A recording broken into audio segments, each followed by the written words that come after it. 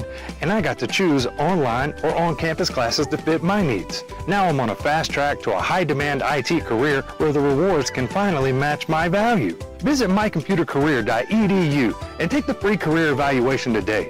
That's mycomputercareer.edu. It's never too late to go back to school. Financial aid is available to those who qualify, including VA benefits. Hey, wouldn't it be great if life came with a remote control? You know, you could hit pause when you needed to, or hit rewind, like that time you knocked down that wasp's nest. Uh-oh.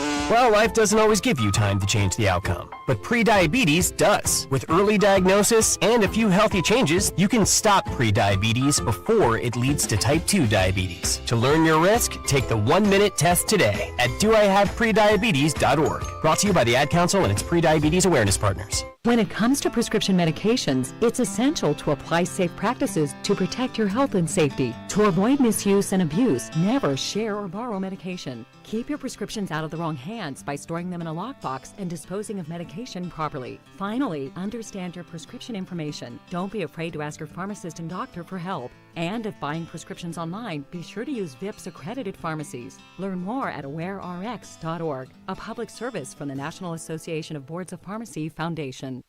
The thought of my sons growing up without me inspired me to quit smoking. I talked to my doctors and then I threw away all my cigarettes, ashtrays, and lighters. I started exercising instead of smoking. Staying away from alcohol when I was first quitting was key. I kept on trying, learned something each time. Do whatever it takes. No matter how many times it takes. We did it, so can you. For free help, call 1-800-QUIT-NOW. A message from the U.S. Department of Health and Human Services and CDC. Laura, the guys really went to town on that leg of lamb. Yeah, thanks, Amy. I'm glad everyone enjoyed it. Something's wrong. I know you too well. Jim's company is cutting his salary, and he may even get laid off. He doesn't think we'll be able to afford the mortgage. Oh, Laura. If you think you may be in danger of foreclosure, call the National Foundation for Credit Counseling at 866-687-6322 or visit mortgagehelpnow.org. That's mortgagehelpnow.org. This has been a public service from the NFCC. All right, son. Time to put out this campfire. Dad, we learned about this in school. Oh, did you now? Okay. What's first? Smokey Bear said to. First drown it with a bucket of water, then stir it with a shovel. Wow, you sound just like him. Then he said. If it's still warm, then do it again. Where can I learn all this? It's all on SmokeyBear.com with other wildfire prevention tips, because only you can prevent wildfires. Brought to you by the USDA Forest Service, your state forester, and the Ad Council. We got out of Washington State, and I think a week after, state went on lockdown for COVID. So then when we transitioned to Texas, it was very much so like, what are we going to do now? Operation Homefront has allowed our family to make something of ourselves again in the world after the military. It's completely changed the way our life is. It took us from a hopeless situation, and now we're homeowners. We have a savings account. I'm the first one to own a home out of my siblings. Visit OperationHomefront.org to learn more. At the YMCA, finding your why starts by making an impact together, touching lives for the better. It can be the gift of time or treasure, supporting a community through talent without measure. Here, compassion fuels commitment, finding fulfillment through enrichment, serving and improving. What a way to live, and what a gift it is to give. Find your why and get involved today at ymca.org for a better us. I'm Chris Jakovic. I served in the United States Air Force and I deployed 3 times. So in 2017, I was serving as an Air Force First Sergeant. Our motto in that role is, my job is people, everyone is my business. But unfortunately in that year, I would lose my own brother, Lance Corporal Adam Jakovic, to suicide.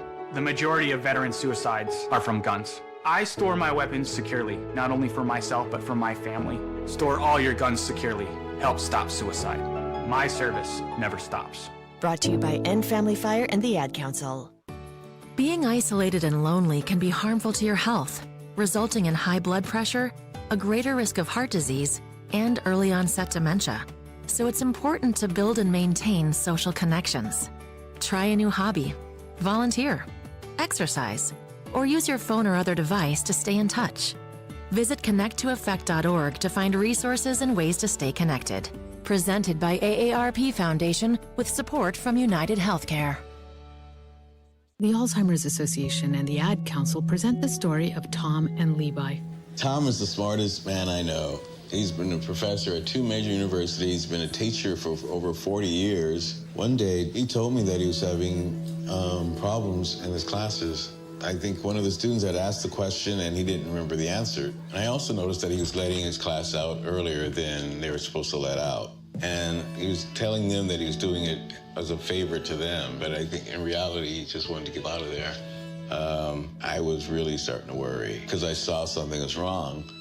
Levi and I talked about how it would change our lives, but he was there beside me, and my love for him was just immense. When something feels different, it could be Alzheimer's. Now is the time to talk. Visit alz.org/ourstories to learn more.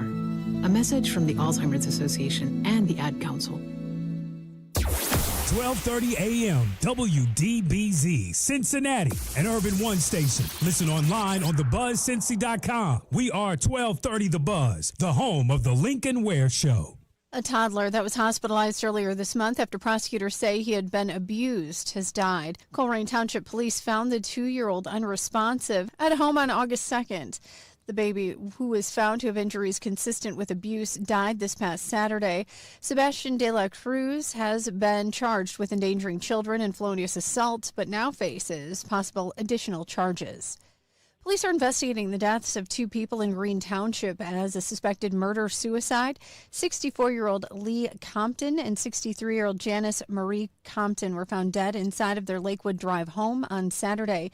The Hamilton County Coroner's Office has ruled Janice Marie Compton's death as a homicide and Lee Compton's death as a suicide. Many Cincinnati drivers are seeing dramatically higher gas prices this week. AAA reports the average price of regular fuel locally is now $4.06 per gallon, 29 cents per gallon more than the price just 1 week ago. The average cost of a gallon of regular fuel in the state of Ohio is now $4.17 per gallon, 27 cents higher than it was last week. I'm Heather Pasco on 1230 The Buzz. The views and opinions expressed in this program are those of the host and guests and do not necessarily reflect the views of Urban One Incorporated, Radio One, or any of its subsidiary companies. The Lincoln Ware Show is on. In 3, 2, 1. Now. Right now. Now.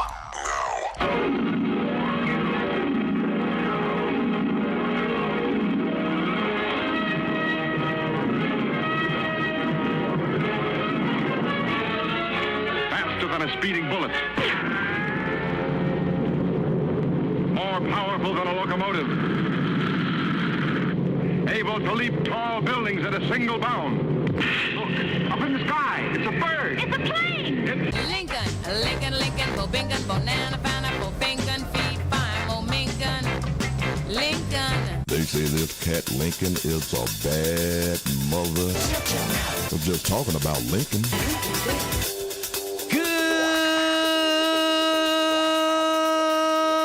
Good morning, Cincinnati. Welcome to 1230 WDBZ. We are the Buzz of Cincinnati, your talk station, the Lincoln Ware Show, till 1 o'clock this afternoon. There's a lot going on around the tri-state, the nation, and the world, and things happen when the engineer's on vacation. How does it work like that? I don't know, but it happens. Anyway, we'll get it together. There's a lot going on. And you know who's against mail-in? Just think about it. Who is the person you know that wants to end mail-in ballots? He wants to end it in all states that have mail-in ballots. Who is that person? Do you know Terrence Howard by any chance? I'm guessing it's Donald Trump. Yes. Guess what he did? He mailed in his ballot to Florida. He mailed in his ballot. See, this guy, I just don't understand. President who has decried mail-in ballots amid false claims of election fraud. Well, guess what? He mailed in his Florida Republican primary ballot. Yeah. So there we go. The Palm Beach County voting records indicate that he mailed it in. You see what I'm saying? These guys are hypocrites. I just don't understand. I don't understand. And people follow this. Well, not a lot of people, because his ratings, his polling numbers are in the toilet now. Trump's approval rating sinks to yet another new low in the latest poll. Yeah. President Donald Trump's polling woes continue as he fell to a new record low since his return to the White House. Yeah. The poll released yesterday found that only 33% of Americans approved of Trump's performance, and that's down 2 percentage points from another Reuters poll. Yeah.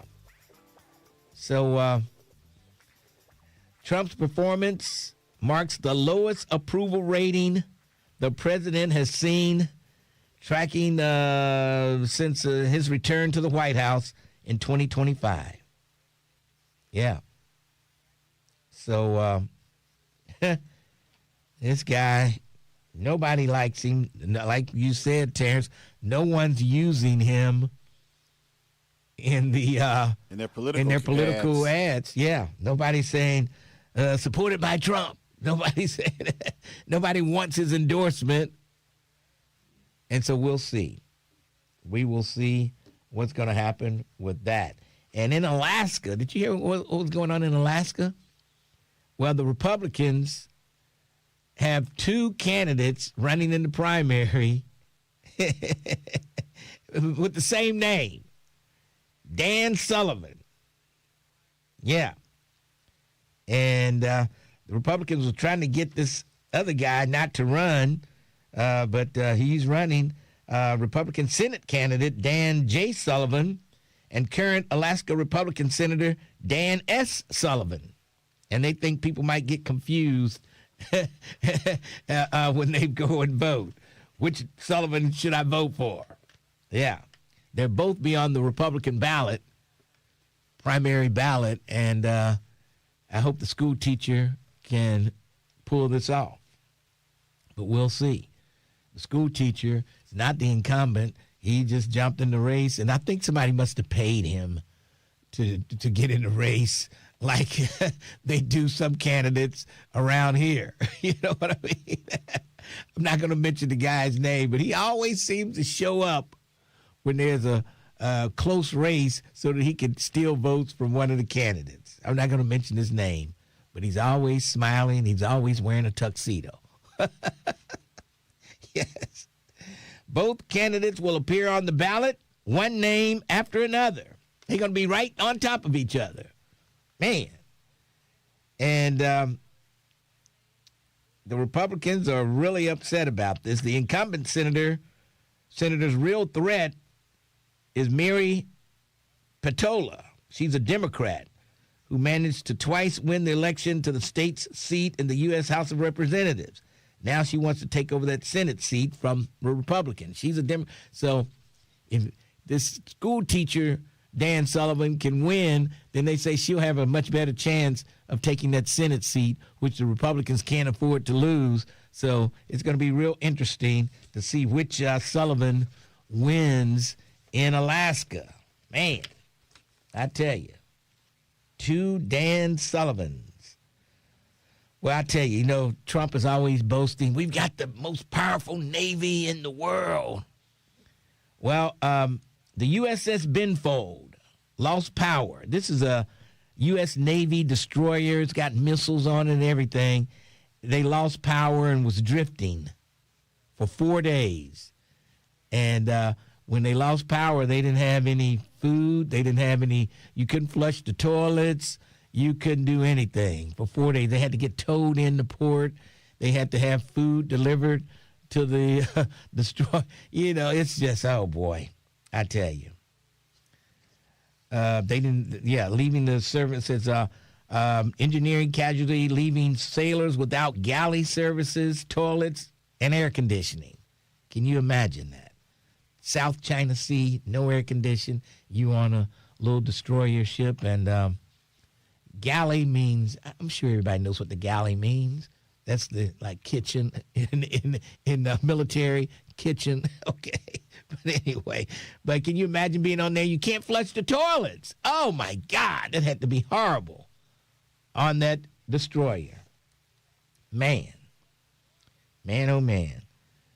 The South Korea president says he's calling for military independence.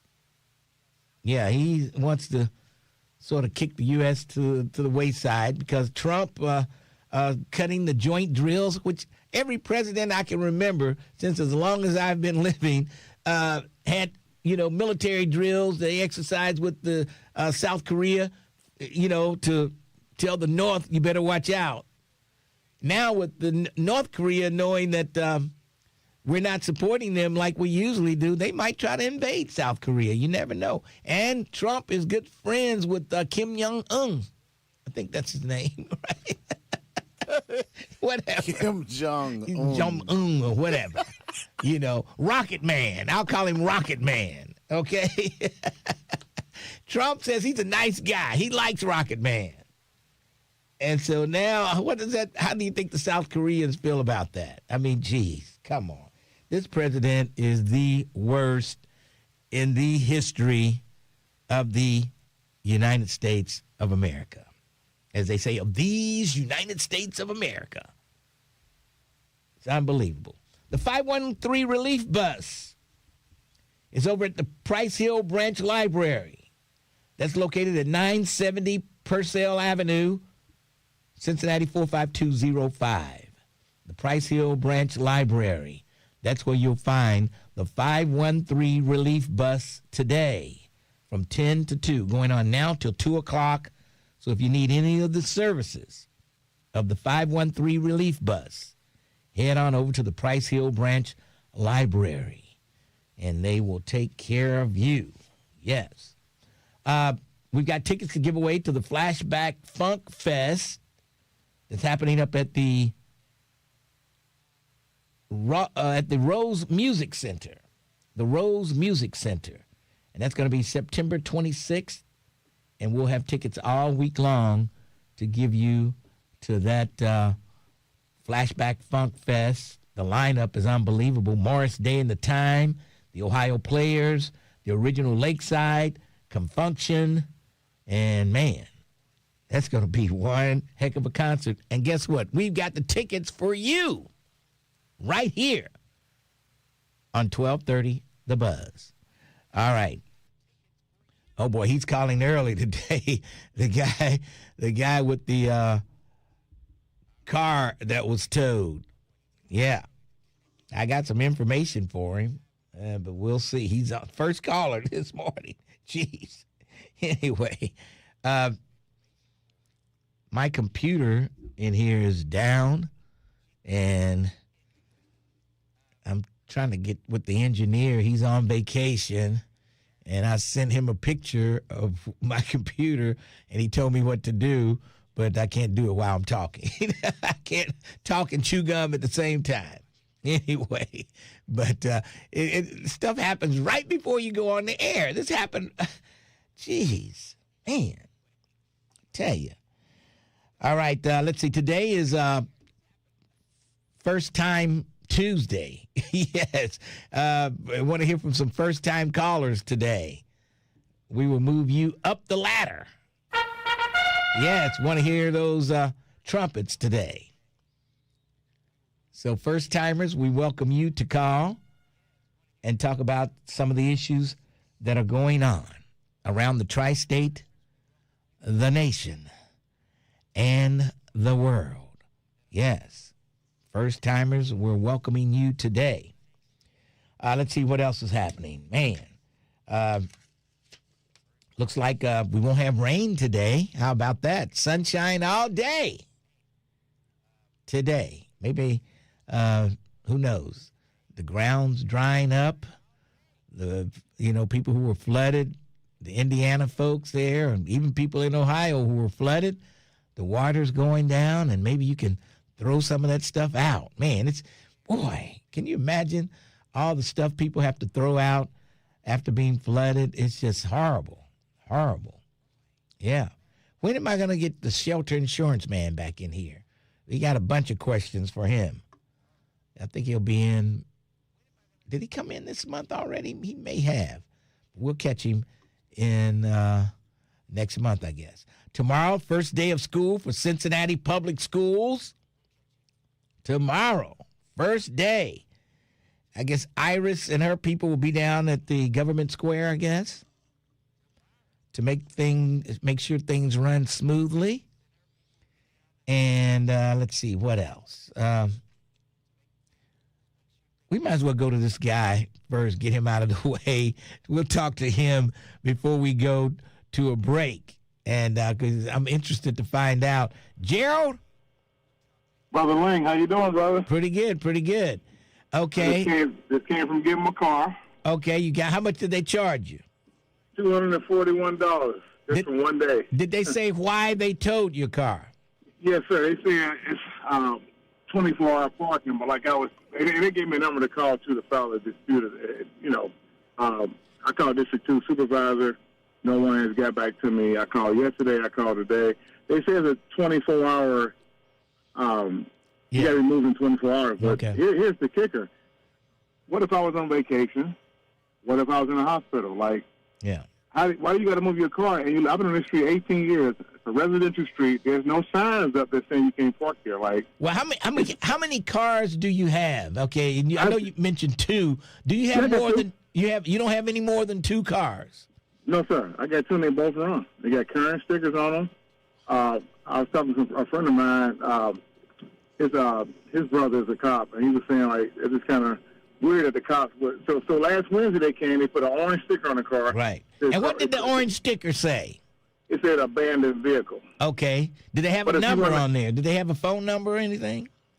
Not that I can remember. So I'm like, if the officer would run the plates, he would see the cars registered to make you plates. So then I seen where they marked the tire. They put a chalk mark in front of the tire and behind the tire, the driver's side front. Yeah. So I moved the car down some. Mm-hmm. So this is last Wednesday. So Saturday, I drove the car around. I took my mother out, made a few errands. And I said my mother's 91, so I get her out. She likes cheeseburgers, so took her out, get a cheeseburger. I came back home that night, and here go the thing.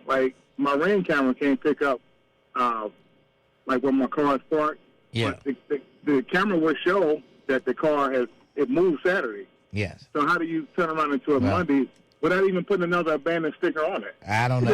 It's just kind of weird to me. But the person you accused of calling the cops says she did not call the cops. She don't even know your name, she says. She didn't call the cops or anything. Well, I owe her an apology. I'm man enough to apologize if she didn't. But from what I was told from other people, sources that on that street said that it was probably her. So I can't accuse her. Yeah. And I apologize for accusing her because I don't know for sure. Well, she says she's going to talk to you when she sees you out there. She's going to have a talk with you because she didn't do it. That's fine if she didn't. I'm man enough to apologize. Okay. I shouldn't throw her name out there, but like I say, I was just, from what I was told, that's, she probably would be the one to do that. I could be wrong. Yeah. Somebody else could have been just throwing her under the bus. You know what I mean? Yeah. But it is mighty strange because I kind of want to get a lawyer. I don't even want to even get an attorney. Well, you paid $200 and something. Your car wasn't abandoned. I tried to get my money back, so I would appeal. I don't know whether you can go to Citizens Complaint Authority and complain. I can go to court about it. Okay. You know what I mean? I would try Citizens Complaint Authority first. I would try down there. I don't know whether they can help you any, but start there anyway. Maybe they can tell you what you need to do to get your money back. If you say the car wasn't abandoned, you moved it the same day it was towed and everything like that. So I moved it Saturday. They towed it Monday. Okay. And it didn't even do it. It didn't even put another. If that's the case, I can see they put a abandoned sticker on it and they came back a couple of times. But I took the sticker off Wednesday, and it was told. I drove it Saturday and they towed it Monday. Well, how long had it been sitting there before they put the sticker on there? A week or two? About a week. Because I rotate cars. About a week. Okay. All right. Well, let me know what happens. I'd like to find out. I would try the Citizens Complaint Authority. I got to keep it posted because I got to bring you that flash drive with that. All right. Song on it. All right. Yeah, that's a police issue. The police had your car towed, so I would go Citizens Complaint Authority. All right. Can I Google the number, you think? You can Google the number. Okay. Or let's see. I'll get the number from my. They meet I don't know how often they meet, but you need to go down there when they have their next meeting. But I'll try to get some information for you. Okay, brother. All right. I appreciate you, man. Thanks for your call. Yes, sir. All right. So, $200 something for one day. Wow, that's a lot. Jeez, man. Hey, give me the parking ticket. Right. All right, let's take a break, and we'll come back. 12:30, The Buzz. Hey, y'all, what up? This your boy, Ricky Smiley. I want to drop you an invite to something a little. All right. I asked Detective Green, and she said there is a 24-hour limit that you have. You have to move your car within 24 hours. Right, okay. I'm like, that's crazy. Yeah. Did she know? Did she mention? Well, apparently somebody called and told her. Oh, okay. Yeah, that he called. We heard we were getting blasted yesterday. I was like, oh boy. So she's hot and ready today.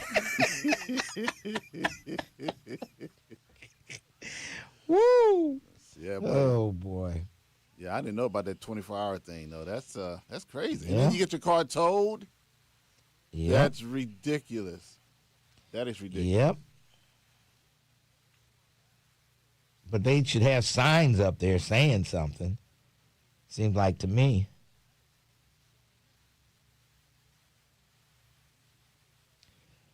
Vernon Jordan says Citizens Complaint Authority is the biggest waste of taxpayer money in city government. I was going to say they're not going to do anything.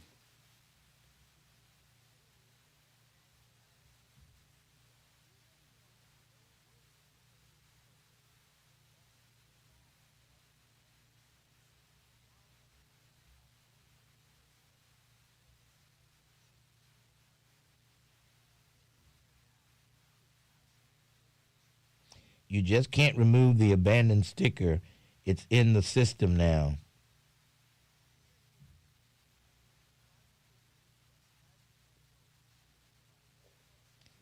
I'm pretty sure the person who called name was Karen.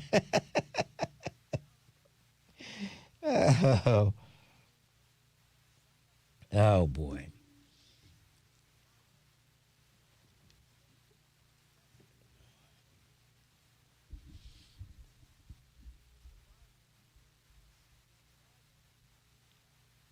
Somebody asked, how come he didn't park his car in the driveway? Maybe he's got one in Well, the he driveway. lives in an apartment. Oh, he lives in an apartment? And he's got one.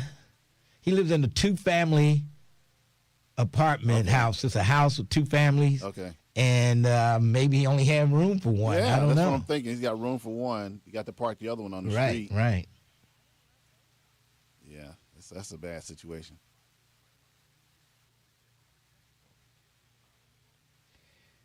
That caller, Gerald, is not one of your regular angry old men callers. He's willing to apologize to that lady, and your angry old man callers ain't never apologized for nothing.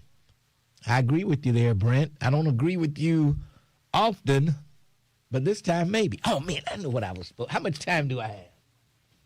About 3 minutes. How many? Three.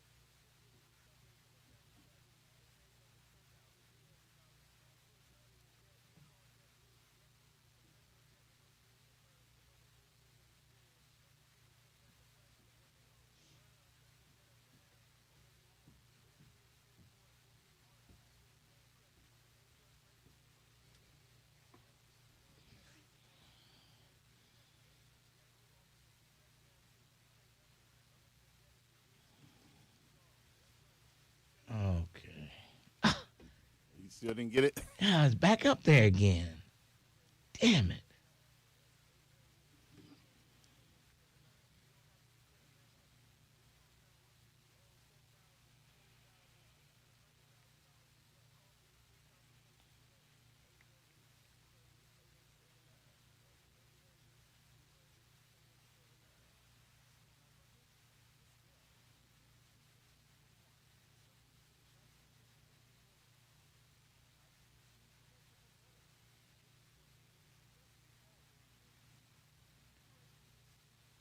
I unplugged it, and the same thing came back up.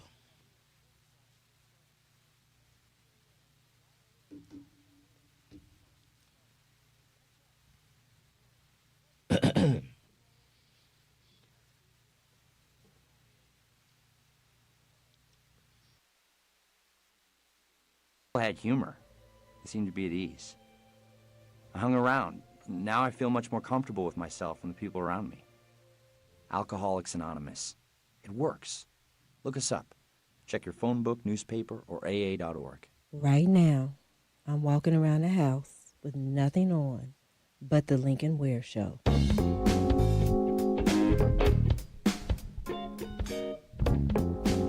.30 WDBZ. We are the buzz of Cincinnati, your talk station. Lincoln Ware with you till 1 o'clock. Coming up at 1, right here on the station that's the only station big enough to handle Reverend Al Sharpton. 1230 The Buzz. All right, let's go downtown to the Crime Stopper headquarters and check in with Detective Tiffany Green. How you doing today? I'm good. Good morning, Lincoln. How are you? I'm hanging in there. Yes, hanging in there. Okay. I almost called you yesterday, but I didn't. Well, I'm glad you didn't. But I do have that phone number for you if you're still looking for the phone number for Citizen Complaint Authority. Oh, you do? Yeah, what's that number? So their number is going to be 513-352-1600. Okay. So, what's the guy's name? What was that guy's name? Gerald. Gerald, yeah. Gerald, if you're out there, 513-352-1600, the number to the Citizens Complaint Authority. All right. Yes. So who are we looking for today? Cincinnati Fire Department is looking for Timothy Smith. Mr. Smith is wanted for aggravated arson. Investigators say during their altercation, Mr. Smith set the victim's clothes and other personal belongings on fire inside of the victim's residence. Timothy Smith is a black male. He's 49 years old. He's 5'7" and 153 pounds. Timothy Smith has an arrest history of receiving stolen property and disorderly conduct and was last known to live on Queen City Avenue in Westwood. Cincinnati Police Central Business Section is looking for Joshua Higginbottom. Mr. Higginbottom is wanted for felony receiving stolen property. Investigators say Mr. Higginbottom pawned a stolen acoustic guitar valued at $2,400 at Cash of America without the victim's consent.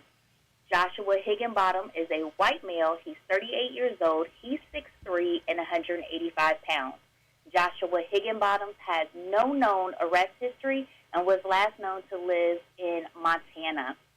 Listeners, if anyone has information on where police can find Timothy Smith or Joshua Higginbottom, please call Crime Stoppers at 513-352-3040 or submit a tip online at crime-stoppers.us. All right, 513-352-3040. Night or day, cash money for your clues, and we'll talk to you tomorrow. All right, talk to you tomorrow. All right, that's Detective Tiffany Green, and she settled down a little bit. Yes. I started to call her yesterday. She says she's glad I didn't call her because she would have been cussing and I don't know what else. I don't know. But anyway, 513-749-1230. Lincoln Ware with you. And let's go to HQ, to the rescue. HQ, how you doing? Good, Lincoln. Long time no hear from. Well, I'm right here every day. They're erecting the statue at the Martin Luther King and Reading Road overpass right there. Wait, and they're doing it today? Yeah, they're doing it today. Huh. I didn't hear a whole lot of hoopla around that. The statue, you sure they finished the statue and everything? I think they're in the midst of some literature and all that kind of stuff they're putting up there. But I don't think they're putting the statue up there. I don't know. Not right now. I don't think that's happening now. Yeah. Why are you telling me this and you don't know for sure? I saw the crane. There's a crane up there. Okay, there's a crane. So maybe they haven't had the ceremony yet. They're just getting things started. Getting the base built and everything. I don't know, but I don't think this is the day of the celebration of all that. I don't think that's going on today. Yes. I'd like to give a shout out to Melba Marsh, Judge Melba Marsh. Yes. Judge Alan Triggs, and Nidra Ward. All right. Okay. And Darrell Sims. Okay. Why those Thank people? Thank you, Lincoln.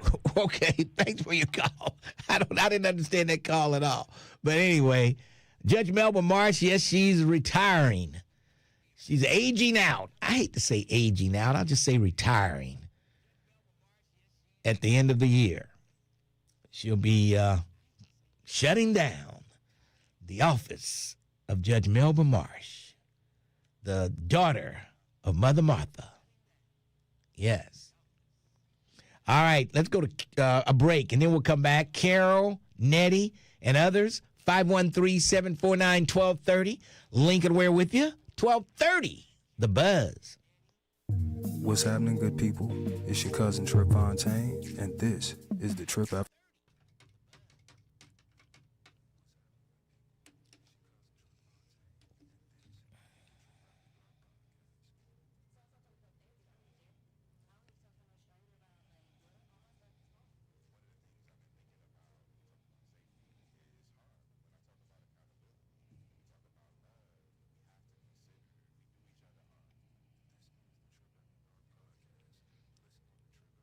Yep, Mother Martha is in the Lincoln Ware Show Hall of Fame.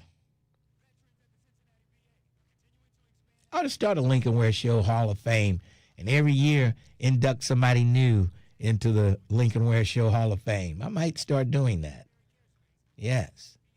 What do they win, Mr. Ware? Well, most of them can't win anything because they're no longer with us. You know. Oh. You know, that's normally that's how they, somebody's almost dead before they get in the Hall of Fame. Like, you know what I mean? Yeah. But I mean, there could be some people who are living to get in there, but most of the Hall of Famers are pretty much gone. They don't get a plaque that you can put in the studio wall somewhere. There's nowhere to put anything in this place, really. It's all bannered up. Everywhere you look, there's something. Yes. Mother Martha used to say, wheel that number. She used to give numbers out. And she said, wheel it. Now, what does that mean? I forgot what she said. And I forgot what wheel means. Somebody on YouTube would tell us. I know. They know everything. But she always used to say, wheel that number.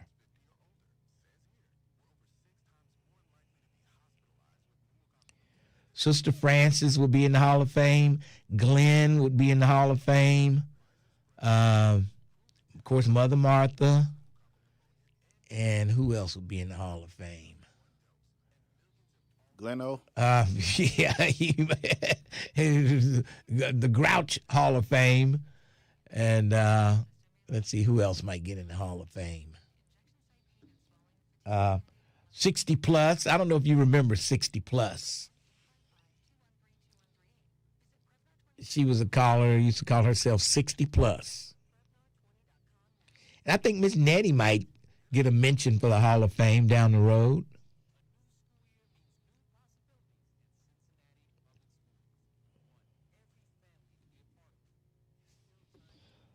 They finally identified the people killed in the Mill Creek crash. One of them was a Woodward High School basketball senior basketball player. Can you believe that?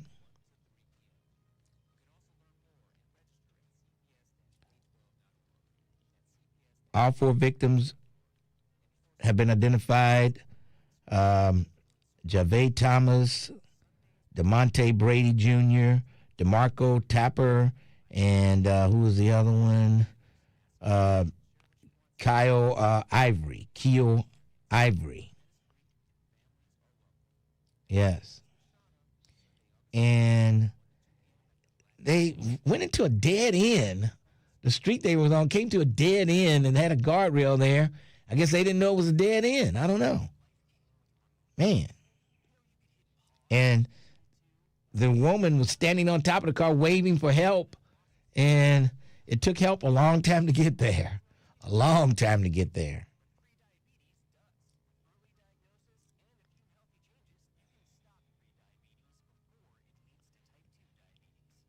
That might need to be investigated.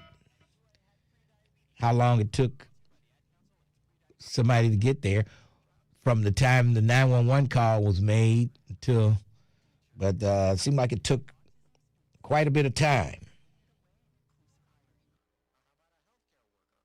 For details, go to thebuzzcincy.com.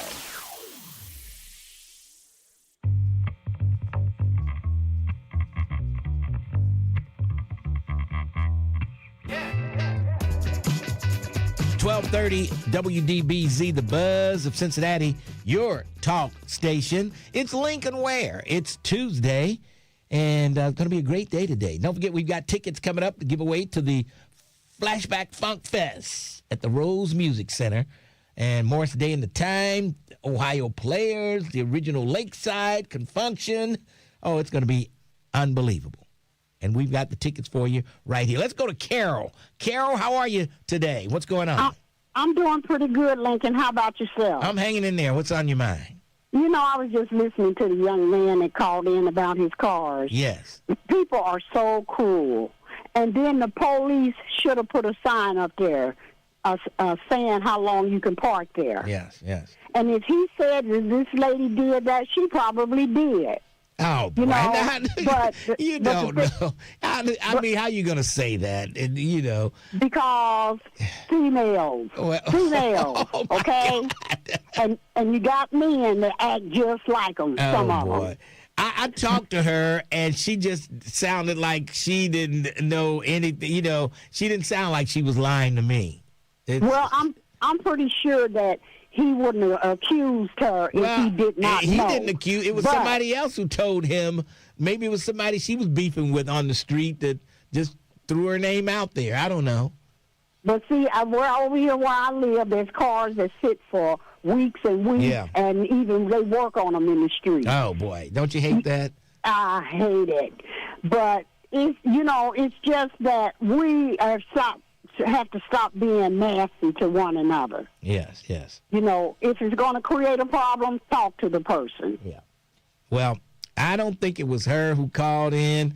Maybe it was just a cop that drives down that street often and saw that. But he says he moved it, and they put chalk lines down. And so when they came back to tow it, he said he wasn't in the space where the chalk lines were.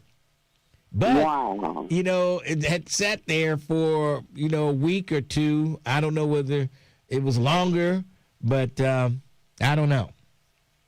See, that's crazy, and they should pay him every dime of his money back. That's that price. I mean, some people, when they get their cars towed, they can never get it back. You know what I mean? The price goes up. And then if they get it back, ain't no telling what condition it's going to be in. Yeah. But my heart goes out to the man, and I hope he get what's due to him his money back. Well, hopefully he will call the Citizens Complaint Authority at 513-352-1600, and they can tell him how to go from there. I hope so, Lincoln. Yes, yes. Okay, and you have a good day. Carol, you also. Thanks for your call. Thank you. Bye-bye. Call again, Carol. I will. Are you a first-time caller, by the way? No, I'm not. Okay. I used to call all the time, Okay. Lincoln, but I just haven't been able to do it with the way I work. Okay. All right. Carol, thank you. It's good talking with you. Good talking to you, Carol. Okay. All right. That's Carol. She feels sorry for the guy. $200-something to get your car back. It was only there one day. The towing charge, and then I don't know how much they charge a day when your car is impounded. There's a fee for sure. And some people, they let them stay in there, and they just can never get the money to get them out, and then they auction those cars off after so long, I think. Man. Miss Nettie, how in the hell are you today? I'm doing good. Greetings to you from beautiful Lincoln Heights. Yes, yes. And you know what?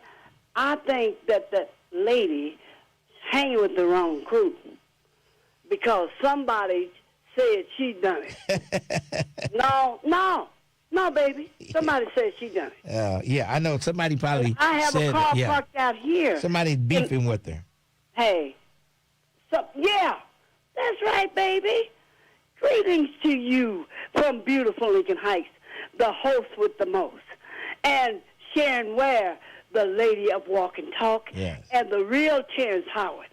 And I want to send a shout out to Al Sharpton, okay? Yes. Young man Bryce tried to get me on the air yesterday. Uh-huh. He kept on hanging up. Oh, wink, wink. It kept hanging up. And what were you going to talk about with Sharp? All I was going to say was I'm still listening, and he is the greatest. He's history in the making. Yes. He's history in the making. That's all I was going to say. Okay. But right. He would have enjoyed hearing that. Oh, yes, he would have. Yeah. Well, try back again today. Maybe the phone won't hang up. Well, hey, I'm not going to try back today. I'm not going to try back today. Right. But I just want to let him know, shout out to him, Hot Button Monday. Yes. Hot Button Monday. And Lincoln, you are the host with the most. Yes. And that young man, hey, 241, oh, my God. I want that money back, baby. And I know you want it back. Hell yeah. If it was my car, yes. I would be on the phone with Citizens Complaint Authority right now. Oh, baby, tell me about it. Who was the cop that issued the ticket? Who was the cop that ordered it being towed? Yeah. Somebody dropped that lady's name, okay? Yes. They knew she'd be the suspect, the first suspect. Yeah. Okay? Well, I would say she's probably lived on that street longer than anybody has lived on that street. And hey, somebody player hated on her. Yes. All right. Okay. Now I'm gonna say, Lincoln, that's something I don't like is player haters. You know. Hey, player haters. But I love Lincoln, and I like him to be on the air, baby. And I love Al Sharpton. I may listen all the time. Yes. But I don't have nothing to say.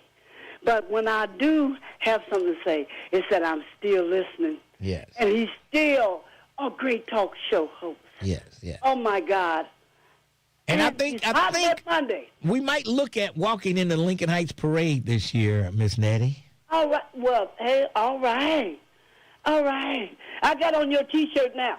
And nothing but Lincoln Ware. Oh, boy. That's all you got on there? Well, don't go out cutting grass. Well, I might. I'd hate for you to have to bend down with that shirt on. I'm on my recycling. Starting that lawnmower. Don't start no mess. Oh, and Melvin says hello to you. He's gone with his daughter, Melvina Espy. Oh, okay. He's gone with her to cut her grass. She lives over in Lockland now. Oh, okay. East Lockland. All right. I call East Lockland. All right. Well, all right. She's over in Arlington Heights. All right. He loves her.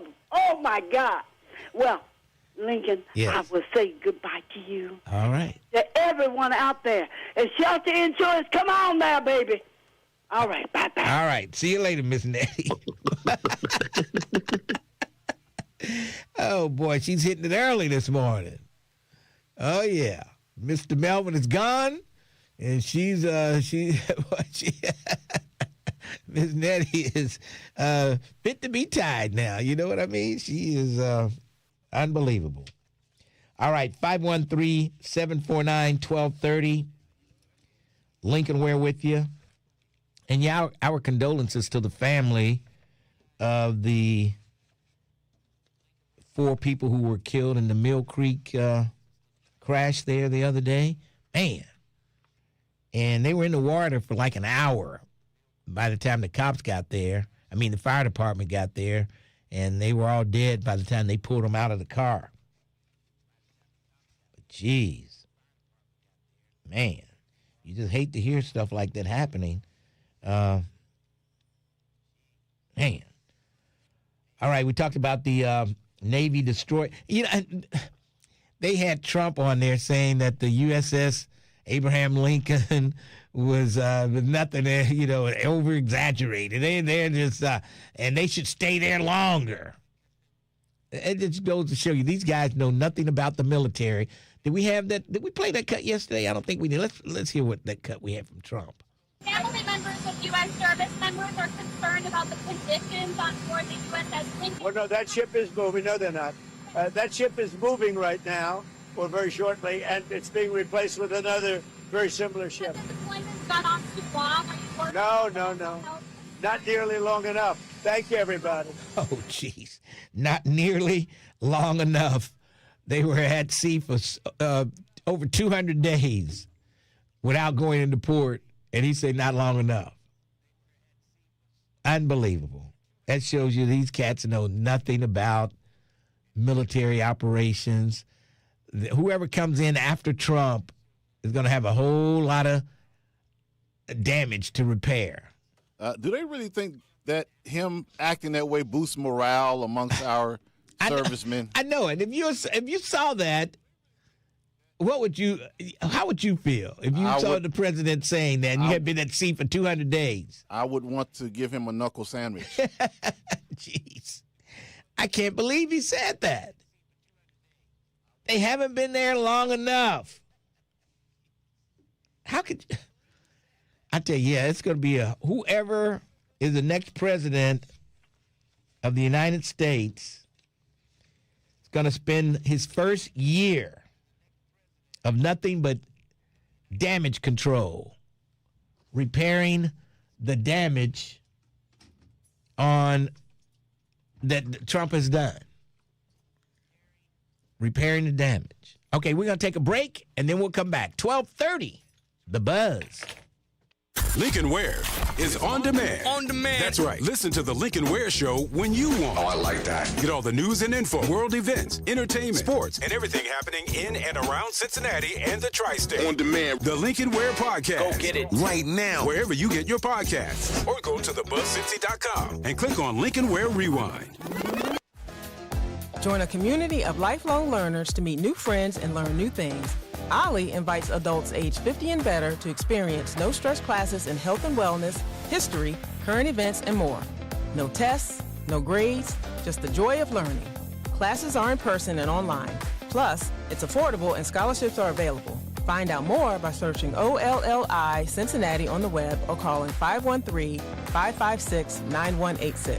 See you in class. 2 jazz masters, 1 unforgettable concert. Grammy Award winners Branford Marsalis and Diane Reeves celebrate the enduring legacy and music of jazz legend John Coltrane. One night only, September 10th at the Aronoff Center. Branford Marsalis and Diane Reeves celebrating the legendary John Coltrane. One night only, September 10th at the Aronoff. Tickets at CincinnatiArts.org and 513-621-ARTS. As family reunion season heats up, cool off and discover your roots at the Freedom Center. Get free personalized assistance with tracing your ancestors and tracing your family tree by making an appointment with the Family Search Center in the John Parker Library located at the Freedom Center. This service is open to all. Learn more and plan your visit at freedomcenter.org. That's freedomcenter.org. Whether you're from Roselawn or Walnut Hills, South Cumminsville or South Fairmount, our families and our community come first. We look out for each other. Greg Landsman fought to get us free preschool for 3- and 4-year-olds so our children have a strong foundation. And now that he's in Congress, he fought against the insurance companies jacking up costs on our families. He's fighting to protect Medicare and Social Security for our seniors, fighting the big corporations that are jacking up costs on our groceries and gas. Greg Landsman even wrote the bill to cap the cost of prescription drugs like insulin, to make it easier to raise our families, take care of our seniors, and keep our community strong.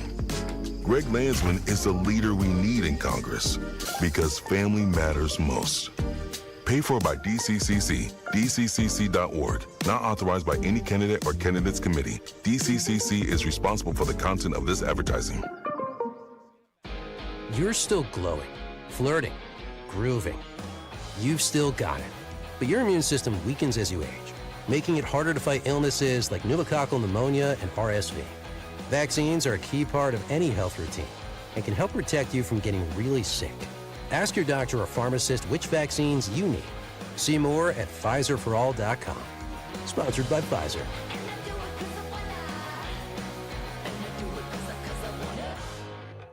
When it comes to prescription medications, it's essential to apply safe practices to protect your health and safety. To avoid misuse and abuse, never share or borrow medication. Keep your prescriptions out of the wrong hands by storing them in a lockbox and disposing of medication properly. Finally, understand your prescription information. Don't be afraid to ask your pharmacist and doctor for help. And if buying prescriptions online, be sure to use VIPS accredited pharmacies. Learn more at awarerx.org, a public service from the National Association of Boards of Pharmacy Foundation.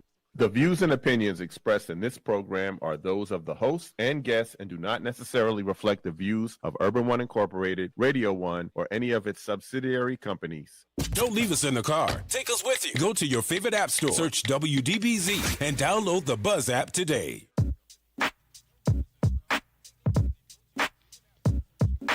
.1230 WDBZ, the Buzz of Cincinnati, your talk station. Lincoln Ware with you till 1 o'clock this afternoon. And Kroger is closing 60 stores in 2026. 60 stores this year. Man.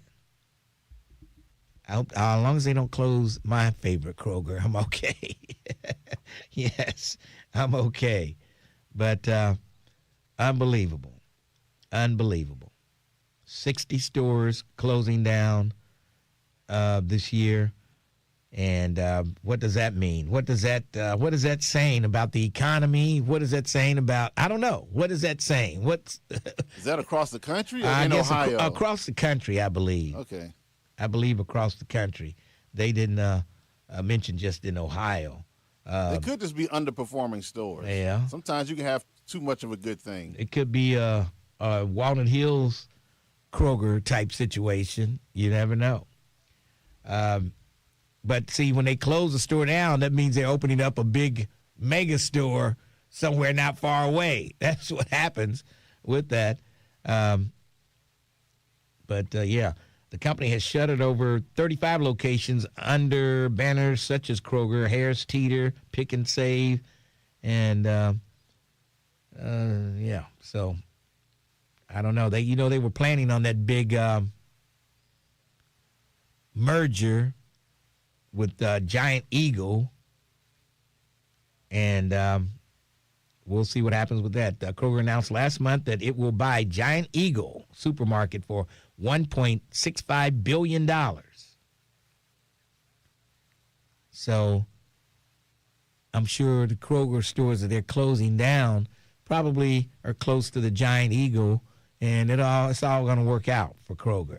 In the long run, I do believe. So, Kroger owns a lot of stores like Fred Meyer, Food for Less, Fry's Food and Drug, Harris Teeter, and JC Food Stores, King. Boy, there's just so many stores that they own around the country. Kroger is huge and headquartered right here in Cincinnati. Does anybody know why they took the stripes off the Bengals indoor facility right there off the bridge? Does anybody know why? If anybody knows, YouTube chat room knows. They know everything. But all of a sudden, the stripes are gone. I thought it looked pretty good with the stripes on the building, and it's just a plain white blow up now. You know what I mean? Where are the white women at? It's just pale and stale. I don't know. But I don't know why they took the stripes off that facility there. It's just strange. I don't know. Were the stripes fading? Did they peel off? Were they painted on? I don't know what the deal was. Yeah. Somebody said, get the inside information about Kroger from Twin when he calls. And, of course, they said Kroger's with an S. Yeah. I'm not that smart. Yeah, so that's that. All right, let's go to Al. Al, how you doing today? Respect, love, and blessings, Lincoln. Thanks for taking the call. Hey, real quick, since you're a military person, former military person, do you still promote people, young men and women, going to the military? Yeah, I say Why? if they not sure. No, I'm asking, okay, I'm going to tell you why. You asked why. My bad. Okay, close the door or put the seatbelt on or something because I hear that. Okay, so if you don't really know what you want to do in life, you kind of out there wandering, I think military is great. They'll find you something to do. Or if you know what you want to do, but you want to, go through the military to get that training, I would do that. You could do that. Like, say, for instance, you wanted to be an air traffic controller. Mm-hmm. And I think that's one of the best places to learn how to be an air traffic controller is in the military. When you get out, you got a job waiting on you when you get out making big bucks. And you already be trained and all kind of stuff. So, I mean, there's so many other, if you just want to be a truck driver, you could be a truck driver in the military. You come out, boom, you're right in there. No searching for jobs or anything like that. You got it. I mean, you want to be in security. You can, so many computers and all kind of stuff is right there in the military. You get paid while you're training and all kind of stuff. So, I mean, of course you would be against that, right? You would not urge anybody to join the military. I can already tell. No, that's not necessarily true. It's the leadership. The leadership is what you have to really question. Leadership now I would question. Yeah, the way it is now, I would say, well, I would wait another year or two before I join. That means by the time you get your feet wet, Trump and his crew will be moving out. So, just to reiterate, so you wouldn't be promoting it now. You would say wait a couple of years. I would say tread very carefully, depending on the field that you wanted to get into. If it was anything other than being a combat soldier, I might look into doing that. But I would, kind of hesitate a little bit. Wait till about another year. Trump gets out of there in 28, so I would look at joining in 27. Do you know what the military is fighting for? You know what their main purpose is? Well, fighting now against Iran? No, just period, now. You know what their purpose is? Well, they say to keep our freedom, fighting for our freedom, our right for democracy. Are you free now? Yeah, I'm not in jail, so I guess I am free. No, well, why am I not free? I can get up and go to work. I can go to a movie if I want to. I can do whatever I want to do if I can afford to do it. Yeah, right there, that part right there. When if you have to pay for anything, you're not free. Get that out of your head. What? If you have to pay for anything, you're not free? Right. What? That's the dumbest thing I've ever heard. Okay, well, is water. When we were coming up, we could go to a water fountain and, get water, right? They still have water fountains. They still have water fountains. Yeah, most of them don't work. Most of them are unsanitary ever since COVID. Right. Okay. Most people don't use water fountains. And I wouldn't want to use a water fountain. I mean. Okay, right there. That part right there. So now, in order for you to so-called have good drinking water, you have to pay for it. Well, if you have water in your house, outside of your home. Well, hey, nowadays nothing is free. But you're free. You're free to wait. Look, you can fill up a plastic bottle of water at home if you want to and take it with you wherever you're going. Yes, outside of your home. But at the same time, you would have had to pay for that water. Oh, my God. Oh, so that means you're not free if you have to pay for water. Okay, remember, you say if it's free, it's for me? Yes. But if it's not free and I want it, then I might have to buy it. You'll have, listen to the words, you'll have to pay for it. Okay, but what does that mean? I'm not forced to pay for it. Yes, you are. I could do without it if I had to. No, you can't. No, you can't. Why can't I? You can't do without water. At home? You said outside your home. So if you're outside your home and you need water, you go back home and get the water inside your home or take it with you wherever you're going. My point is you can't do without water. You can't live without water. Oh, boy. So then therefore, if you have to pay for it, then that means you're not free. The military is a war machine. In times Right of now. war, but when there's no war, you're living in peaceful times. And we didn't really have wars before Trump got in office. I think everything was pretty stable. I mean, there was some war, couple of countries fighting against each other, but there was no major war with airplanes bombing and military sites being bombed and things like that. Of course, you had the Ukraine and Russia war, but that was between two countries, and we were supplying one of the countries, Ukraine, but still, it was nothing like it is now. But you're saying because we're supplying them, we're not at war? Well, I guess technically you could say we're at war, but we're not at war. We didn't have troops over there fighting. None of our soldiers were in danger. We were just sending them weapons. Lincoln, we're always at war. Oh my God. That's why we exist. That's why the United States exists. We're at war. We are to be the military police for the world. Okay. Now, and what is wrong with that?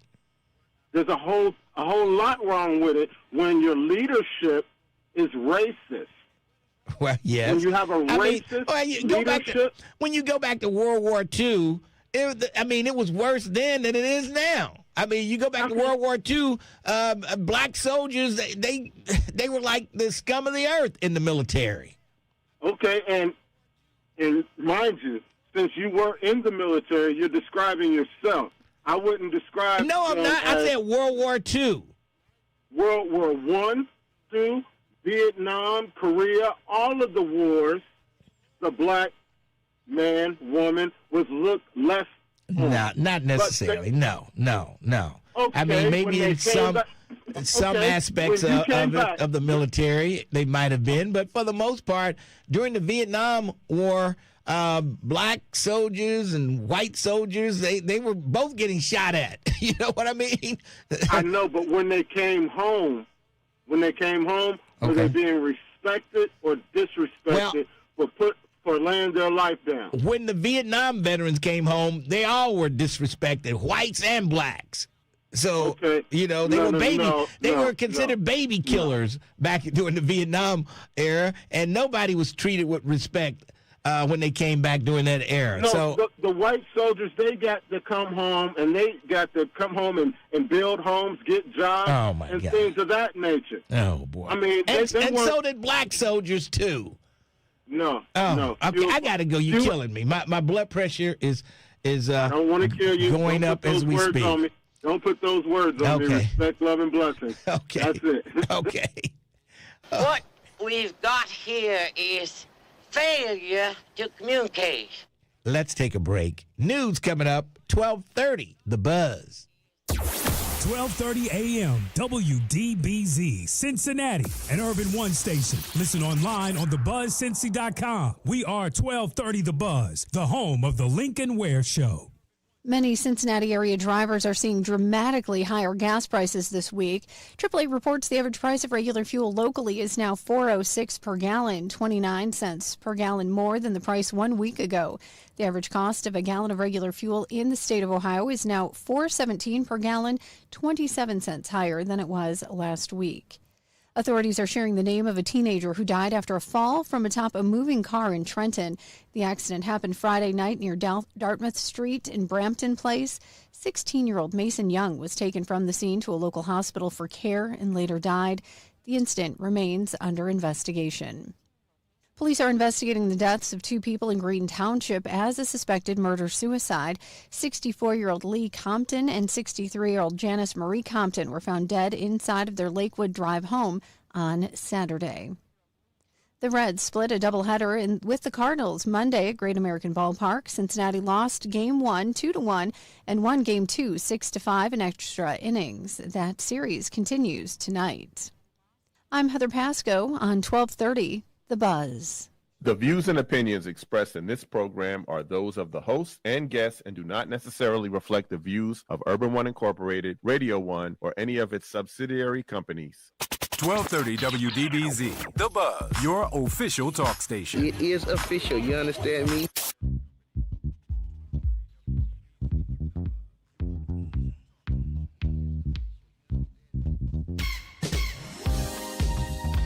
That bass is tearing it up. 1230 WDBZ. Is that Bootsy on that bass right there? I don't know. It's not meant to be enjoyed, Mr. Ware, but I'm glad you like it. I'm trying to enjoy it, you know. Sometimes you have to laugh before you cry. You know what I mean? To keep you from crying. It just goes in one ear and out the other. So I try to enjoy it. And you didn't find any loophole on YouTube that we could play music. But you could go on YouTube and find this music, but you can't play it on YouTube. Yeah, because we don't own it. Yeah. We don't have the rights to play it. And if we ever get monetized, which I'm trying to work on, if we start getting paid for our YouTube channel, then the owners of the music, they're going to be able to collect the money that we make. Yeah. So it's just a lot of issues. Yeah. All right. Let's move along. 513-749-1230. Looks like Vernon has the answer to the stripes that I wanted to know. Vernon, what say you? Bro? How you doing? All right. There's no sponsor for it this year. It's always been sponsored. Okay. By someone. And there's no sponsor for it. It was like two different names was on there. Now it's just like a dirty white bubble.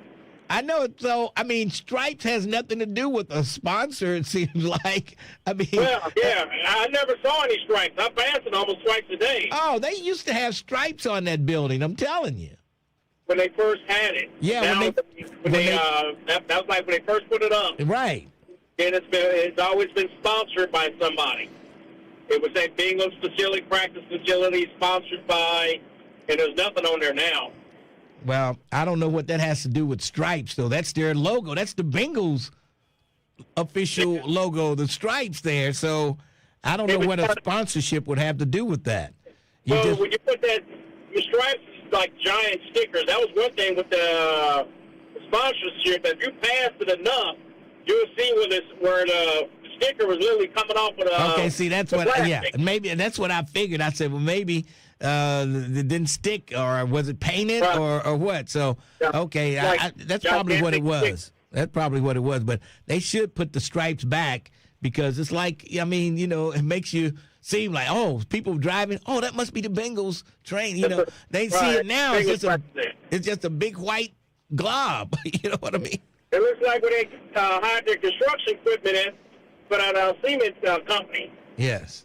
You know, all right. So, all right, bro, I'll talk to you. This wasn't my day. I'll call you back tomorrow. All right, thanks for your call. All right, 513-749-1230. Stevie O, what's going on? Not too much. How are you this morning? I'm hanging on, hanging in there. Gotcha. Yeah, brother Al he need to get his medicine, man. That was crazy. Yeah, I know he is crazy. We're not free. You're not free if you have to buy water, a bottle of water. You're not free. Well, his medicine must not be free because he couldn't get to it again. What you talking about, that joint, brother?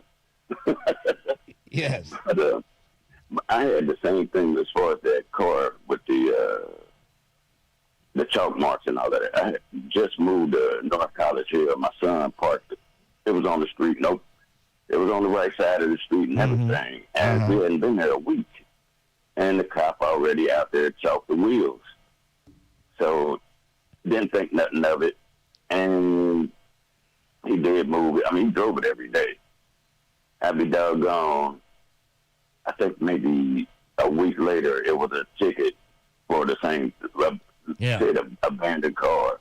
So I don't know. Maybe these cops, man. I know the cities need revenue. We know North College Hill is pretty in a bad state now. Yes, but, it is.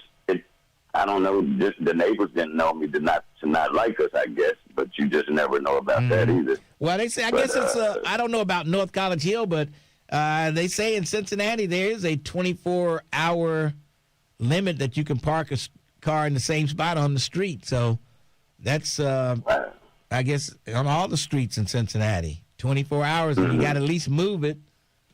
somewhere. Yeah, it kind of makes sense. It makes sense to a degree, but at the same time, I mean, if you own more than one vehicle, you're not going to be driving the car all the time. But I guess you better get a big enough driveway, huh? Right. I think he lived in a 2-family apartment, maybe.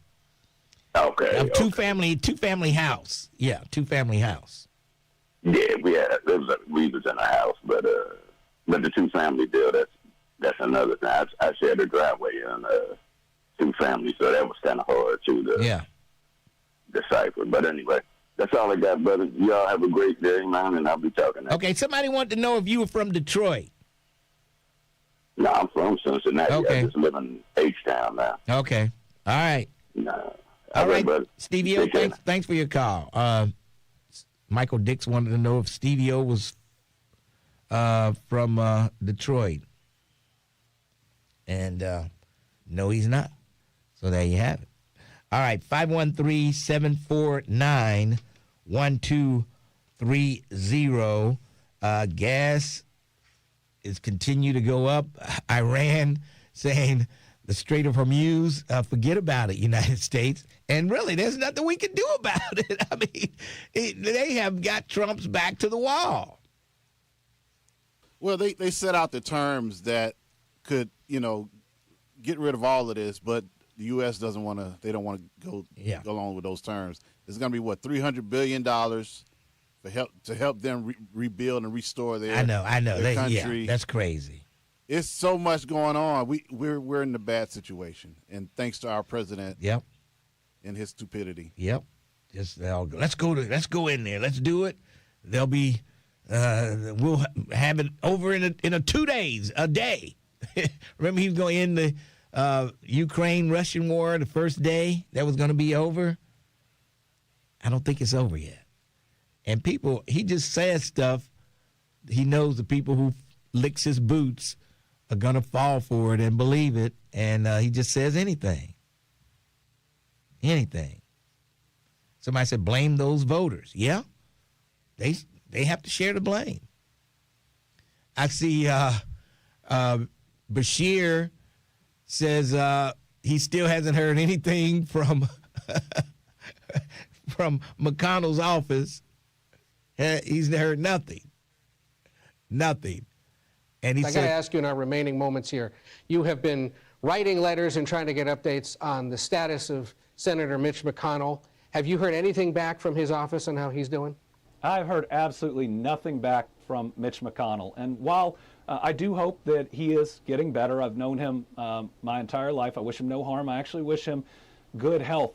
His boss are the people of Kentucky. And this is why the Senate, the Republican-controlled Senate, feels so broken.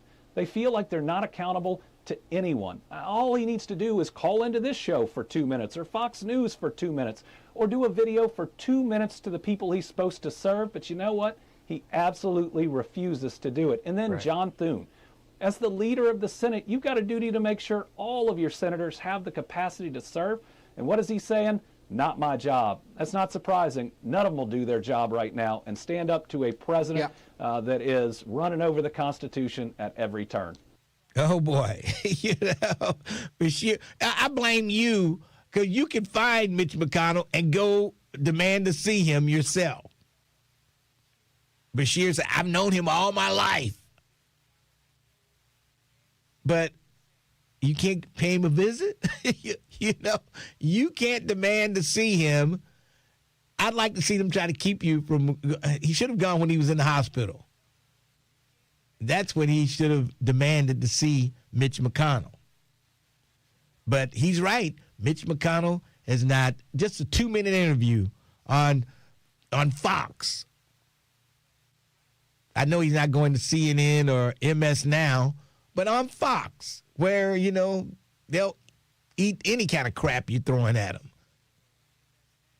Just go there for a 2-minute interview. That's all Bashir wants. Let the people know you're able to serve. And they refuse to do that. They refuse to do that. It's just unbelievable. Unbelievable how Mitch McConnell is saying The hell with you. I'll do what I want to do. And like Bashir said, the people of Kentucky are his boss. And he has refused to show up for work. And what penalty will his bosses give the Republican Party? They're not going to be able to. This is his last term. So I don't think he really cares at this point. I'm not running again. The hell with him. I'll just ride it out. I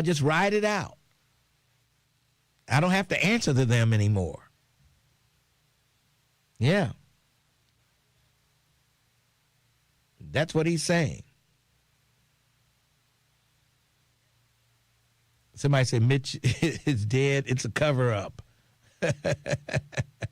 Lincoln, you just can't show up at anyone's home, especially a U.S. senator.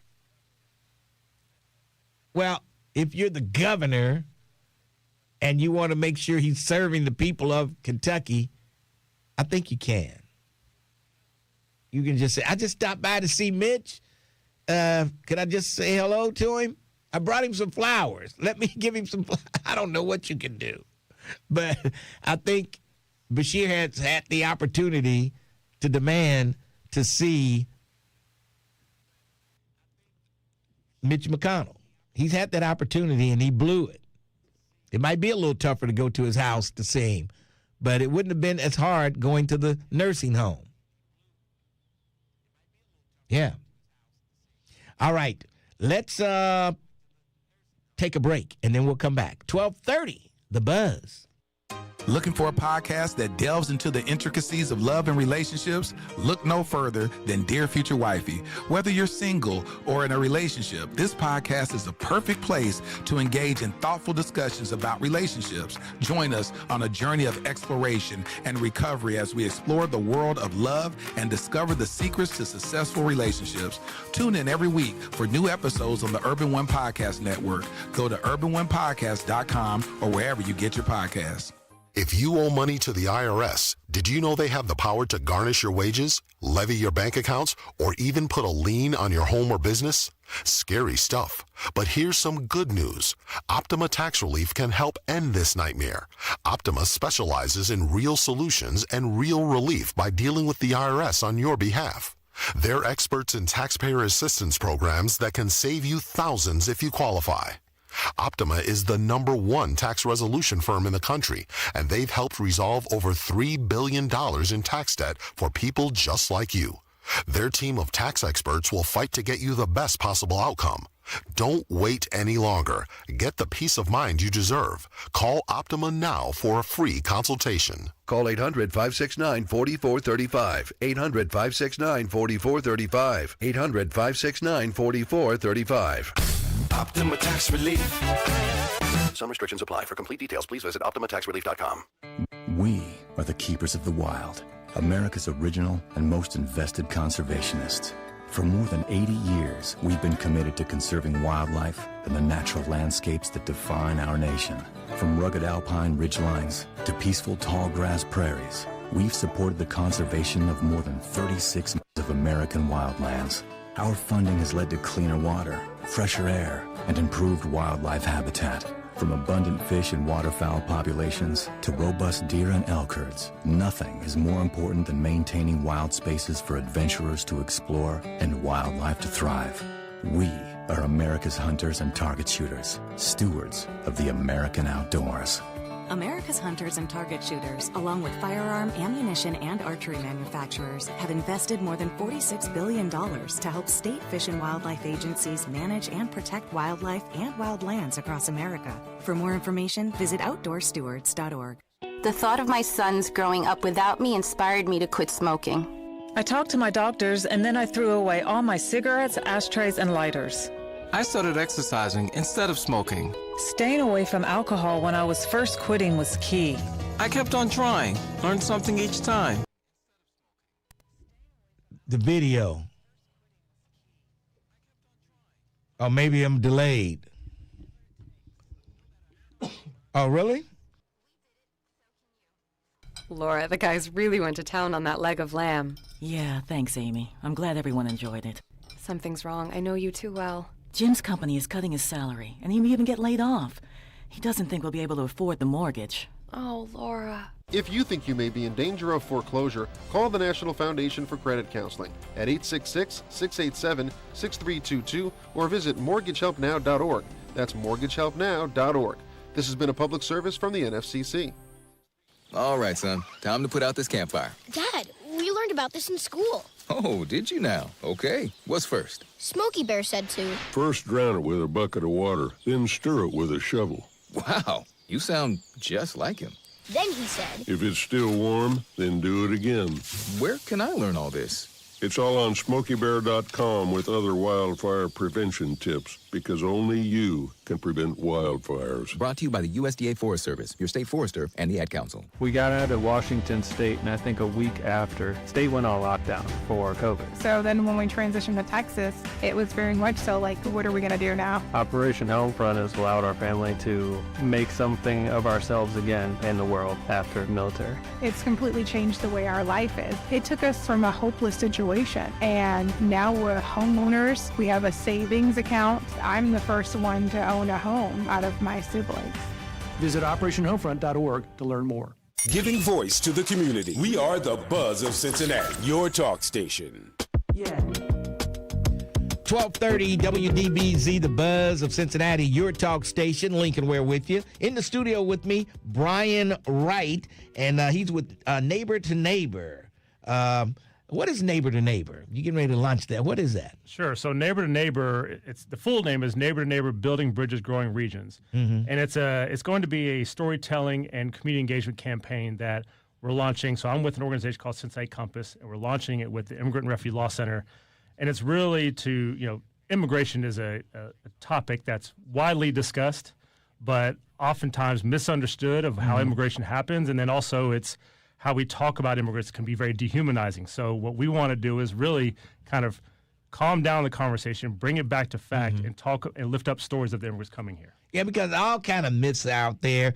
The illegals are coming over here, and they're giving them your Social Security. You see the commercials up there from these PACs, and they just all kind of stuff they say. And is any of that stuff true? Yeah, no, it's not. And so that's what we want to do, is to really get beyond the headlines and the talking points of when we hear out in our people's favorite cable news channels and such, and really get it back to the facts. And to a lot of immigration is talking about immigrants, not with immigrants. So we want to use this platform to lift up the stories of people who've made the Cincinnati region home, and to change these, to talk about the facts. And if you're legal and you're here in the United States and you work, you're paying into Social Security anyway. Right. We know nationally, immigrants are paying $219 billion with a B, into Social Security, and about $60 billion into Medicare. And many of them can't even benefit from the services they're paying. So they're subsidizing our support.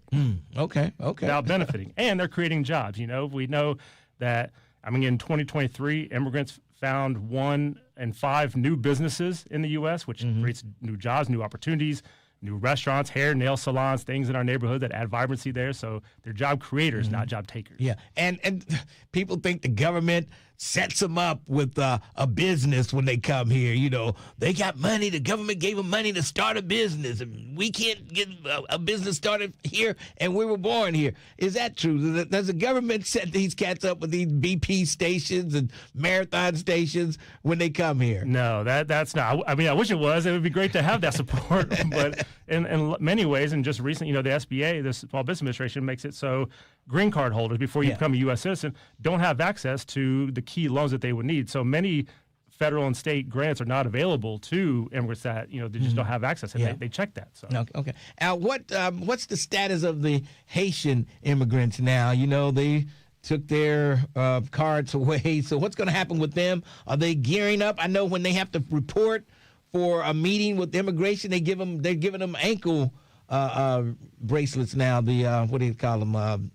The ankle monitors. Monitor, yeah. And I think that's a tactic to further they want to make it as hard as possible for folks. And we know that TPS is temporary protected status. So the Haitian community members have come here, and Springfield has employers are saying we needed these jobs filled. Right. And if you take away this community, many of them are very rooted in their faith. They're hardworking and want to make this region home.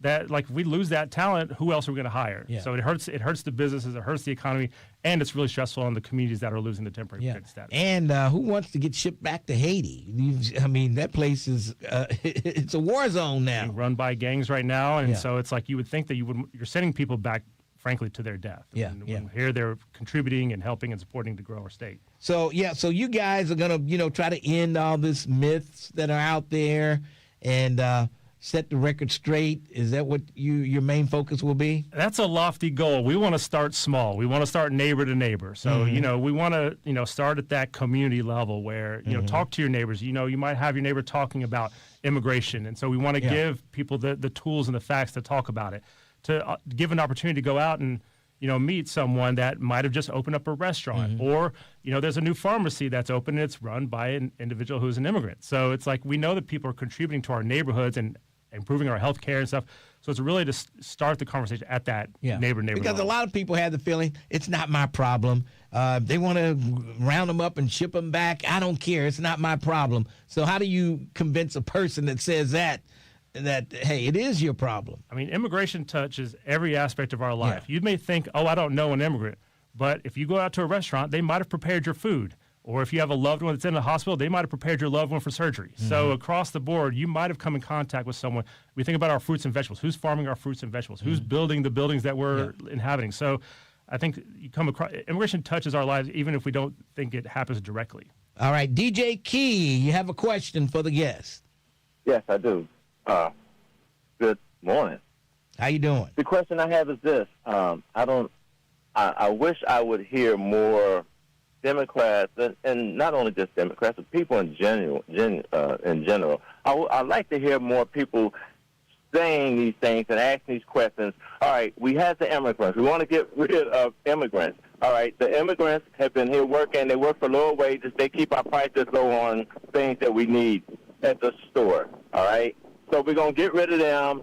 Okay, so who's going to line up for that job? I don't see anybody in line. All these Americans who want them gone, I don't see them going out for the job.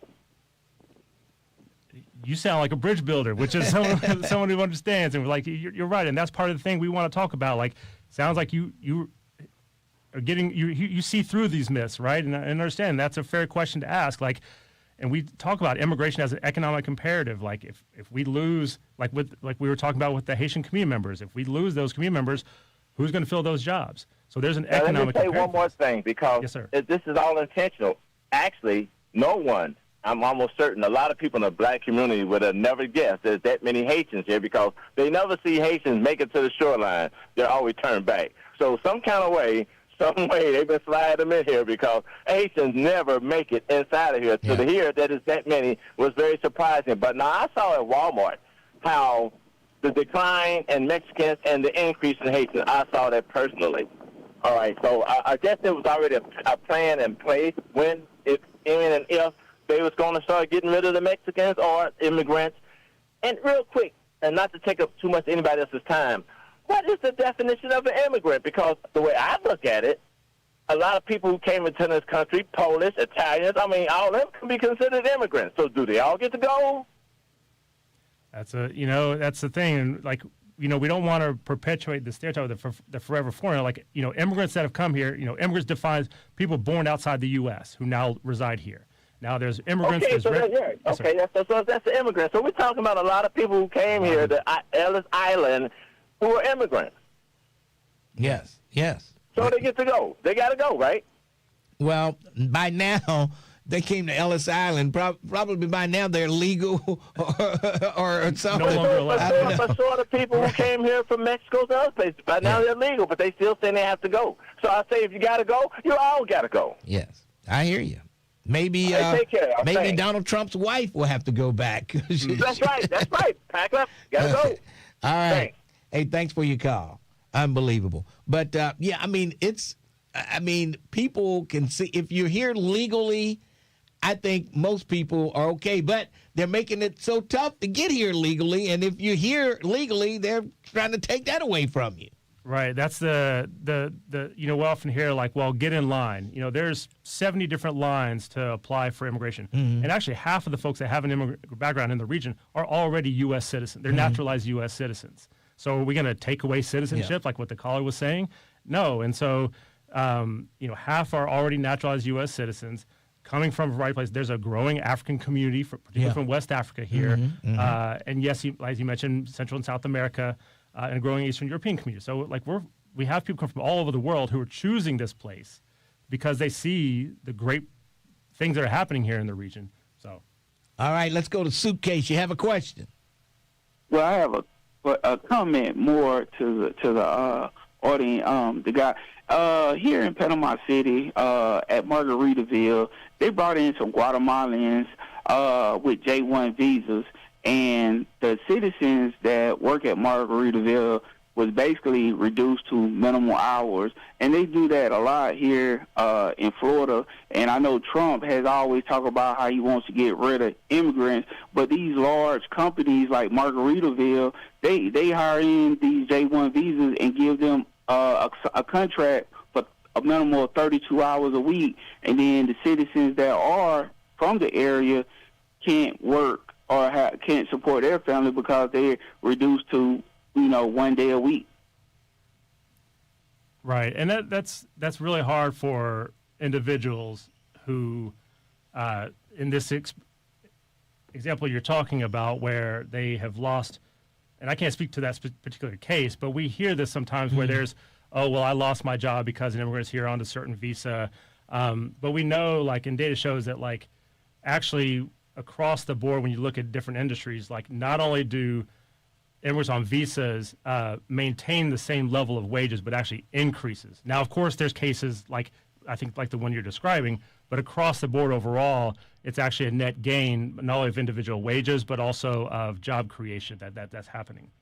Right. I don't have a problem with immigrants coming in and working, especially here in Florida in retail, hotel, and tourism business. But what I have a problem with is the smokescreen that a lot of rich people like Trump say they don't want immigrants and they want Americans, but then they bring in these workers under a J1 visa and then beat out everybody while the smokescreen is up, and I don't think that's right.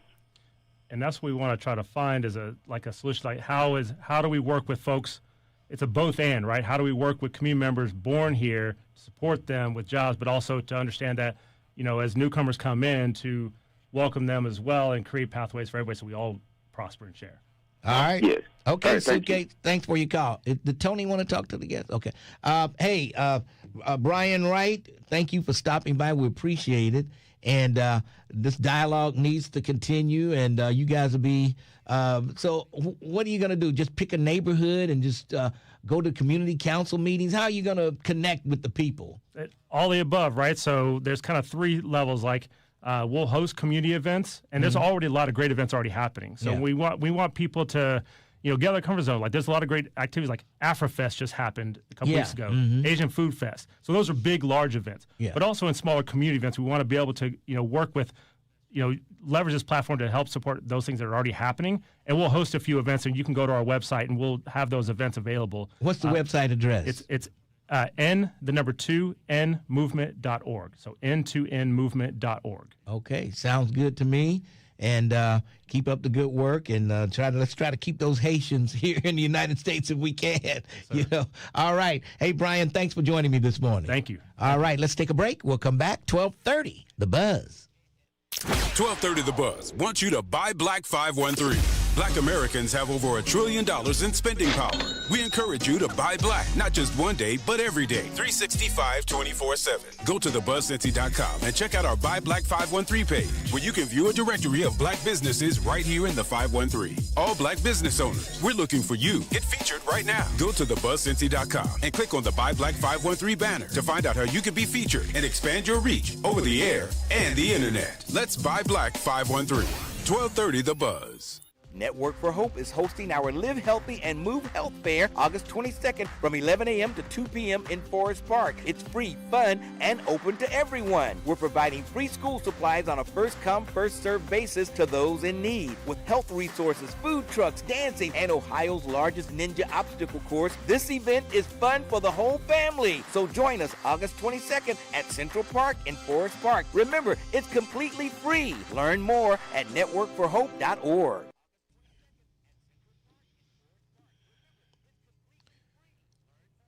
Oh.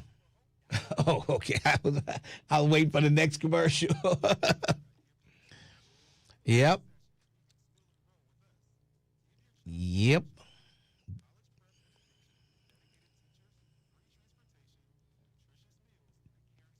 Oh, boy.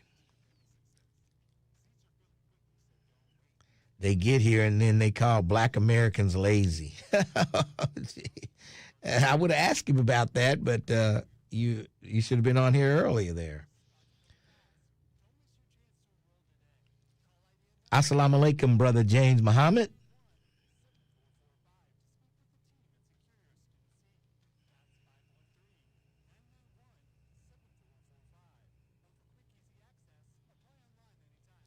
Need to figure out how to get all those 40-year-old rappers into a job at Formica. Okay. Where's the video? What video are you talking about? This is radio.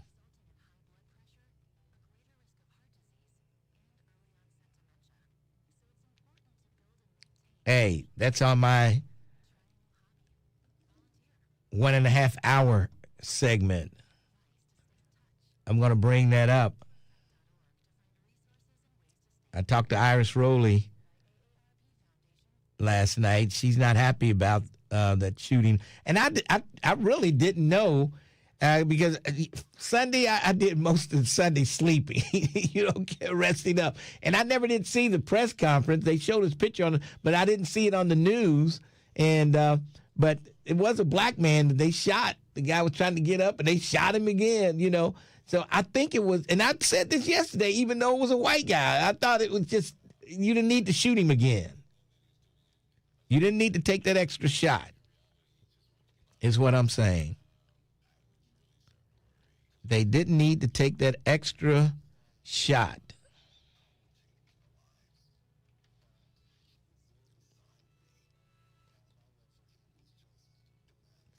The guy wasn't going to be able to lunge at you and hurt you with that knife he had after you had shot him a couple of times.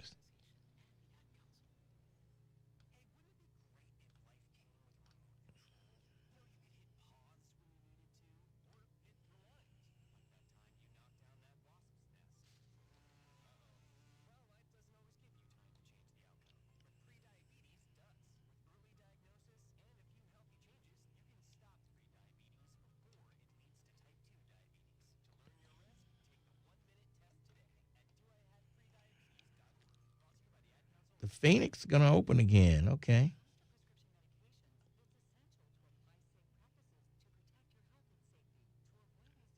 Going to reopen in 2027.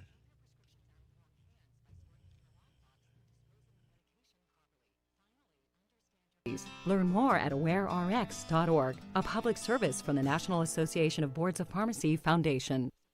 Did you miss something? Catch the rebroadcast. Do it again. For the full schedule, go to thebuzzcincy.com.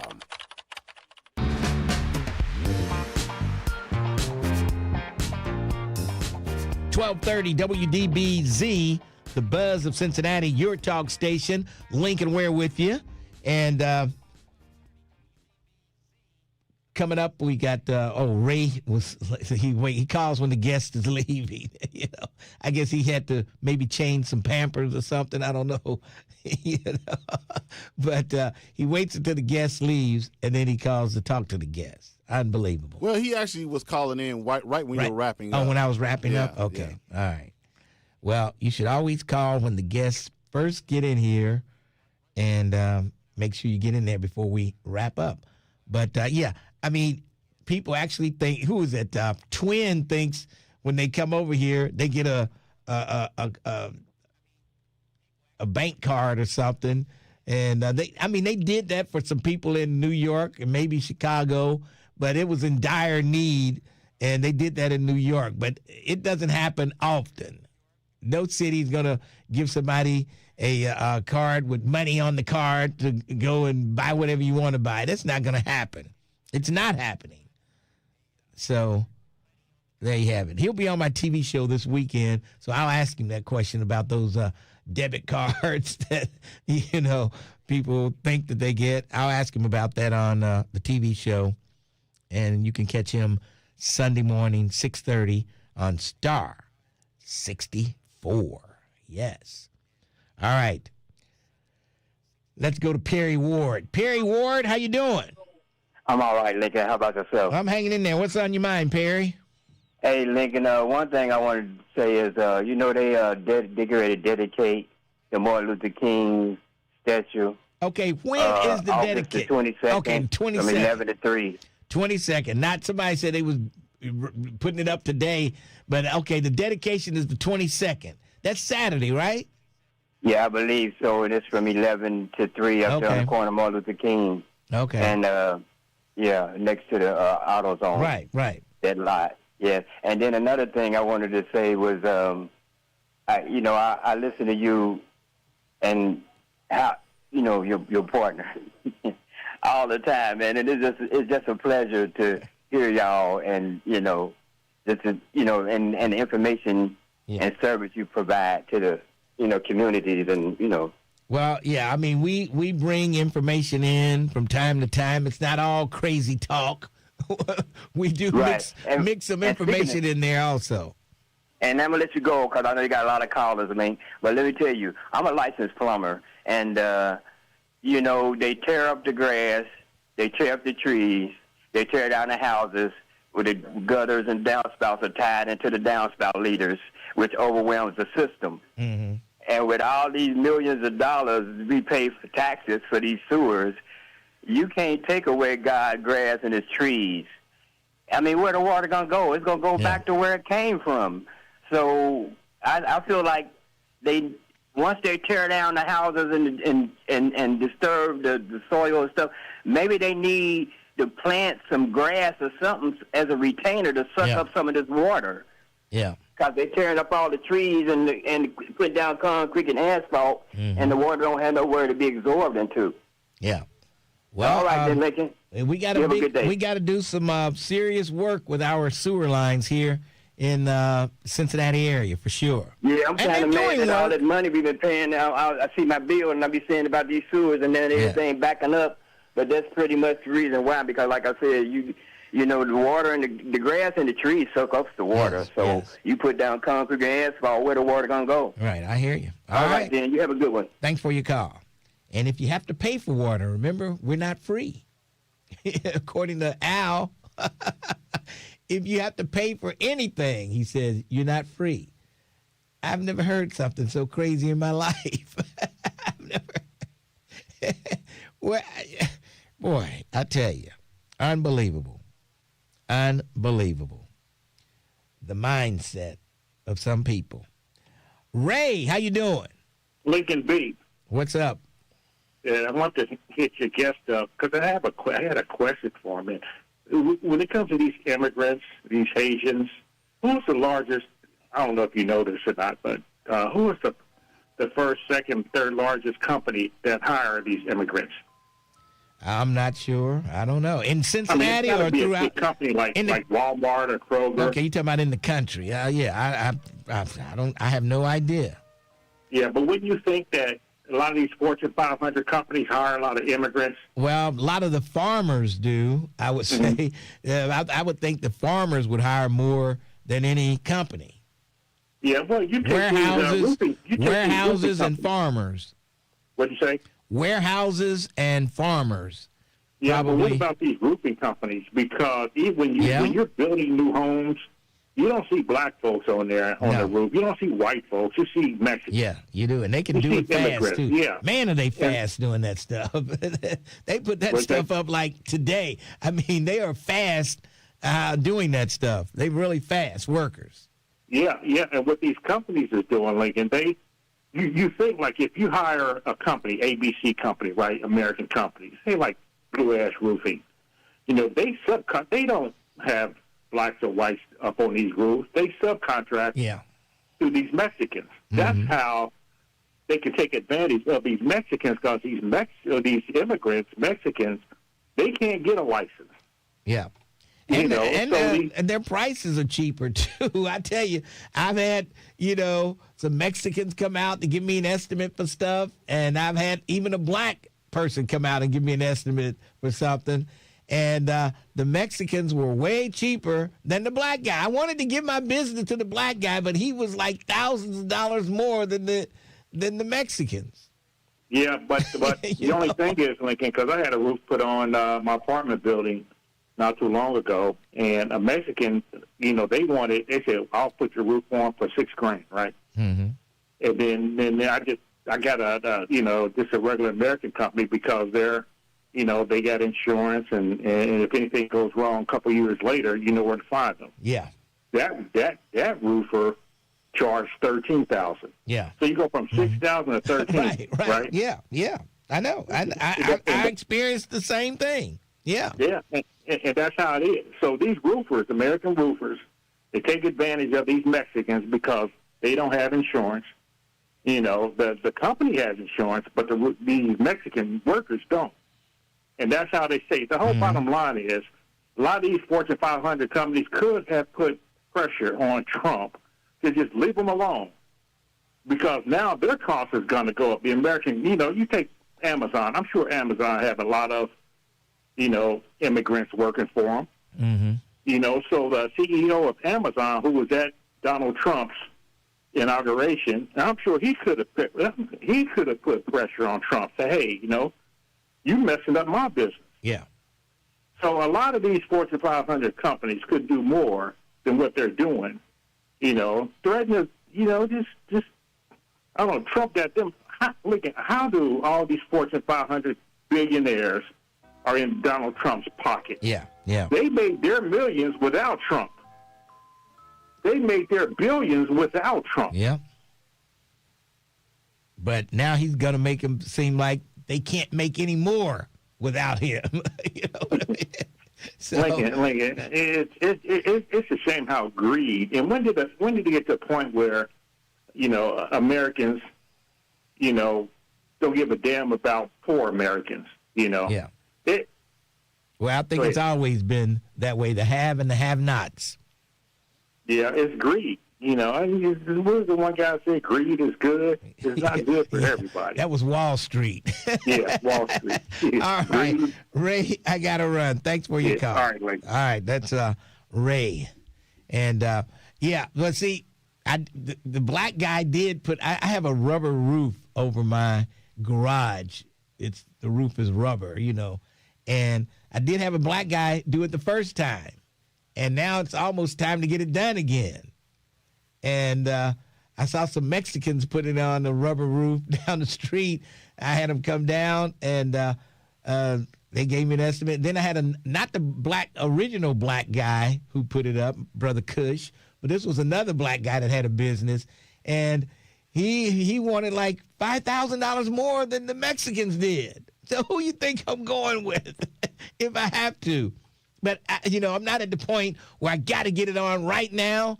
But, the Mexican gave me their number. I got their number. So he says, when I'm ready, call me. And I'm going to call him when I'm ready. Unless my man Cush can come in with a lower price. Yes. I tell you, I got to shop for the best deal. Let's take a break. We'll come back. The Lincoln Ware Show, 1230, The Buzz. Every weekday, 1230 The Buzz has you covered. Let's go! With new entertainment. Jeff Weiler up there, live. I think it's today or tomorrow it starts back up.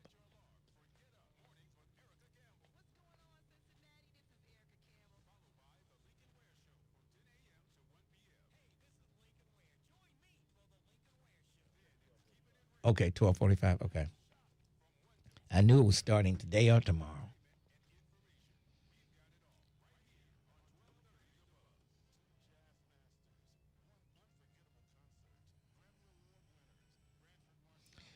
Well, I think they're gonna have to pull the old rubber up, because you got to put down tar and all kind of stuff on there, I believe. It's okay. The Mexicans are people of color. Okay, James Muhammad. Don't be trying to hamstring Brother Kush. Like, oh, boy. Unbelievable. Okay, not all are Mexicans. Okay, Jerica. Jesus Christ. And Jerica, I tell you.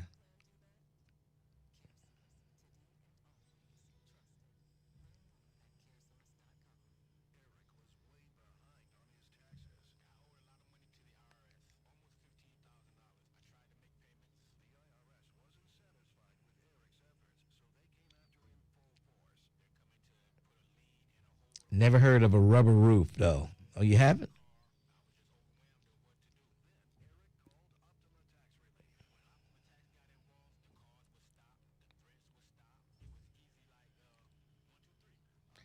Where's Kush when I need him? He can tell you about that. Where's Kush? I got to ask for him when I come back on the air. Because some people don't know what a rubber roof is. It's flat. For one thing, it's flat. It's not angled, it's flat.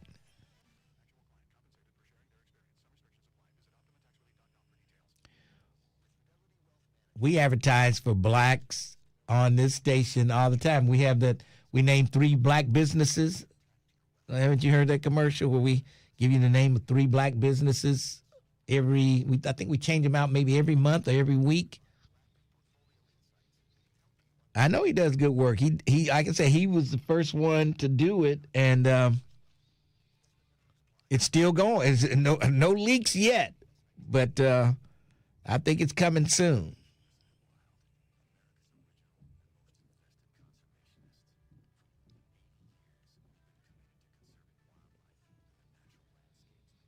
What did I do? I'm just trying to keep folks from calling corporate for stereotyping. Oh, my goodness.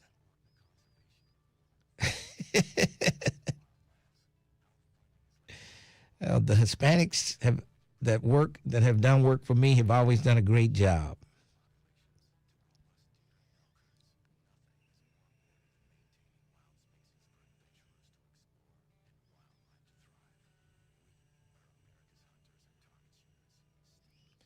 You had yours in since 1999. Your rubber membrane on the top of your second floor porch. Had it installed in 99 and still don't leak. Flat surface. Okay. Right. Got to make sure they pull the old rubber up. That cheap price means they probably are doing a cover-up job. Okay.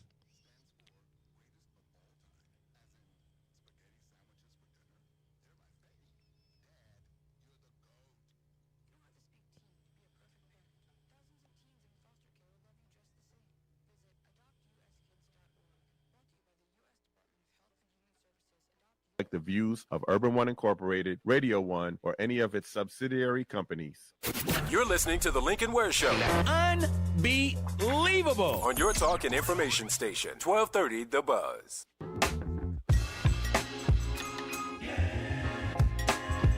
.1230 WDBZ, The Buzz of Cincinnati, your talk station, The Lincoln Ware Show. And did I talk to DJ Key today? He called in to talk to the guest. Oh, okay, remember? that's right. He had a question for the guest. I said, did I talk to him? Okay, we'll talk to him again. DJ Key, Marquetta, Rick Jr., and Sly, all holding on. And let's go to Rick Jr. Rick Jr., what's on that feeble mind of yours today? I'm just upset here. You know how Dallas is the headquarters for American Airlines. You know down here in DFW they made $70 billion for this area. Okay. I'm jealous. Okay. Now why are you jealous? We could have done that up there. You know they could have built a tri-state airport up there around Clinton Middletown. County. Are you talking about around Middletown, somewhere around there? Yeah. Well, you know why they didn't do it? Why? Remember that record that Janet Jackson made, Control? Remember that? Yeah. That's what it's about, control. Mm-hmm. See, after Watergate, the middle class got a little bit too uppity. You ever heard that word uppity? They say black people uppity, But I'm telling you, it's the middle class. And that's why they didn't build that airport.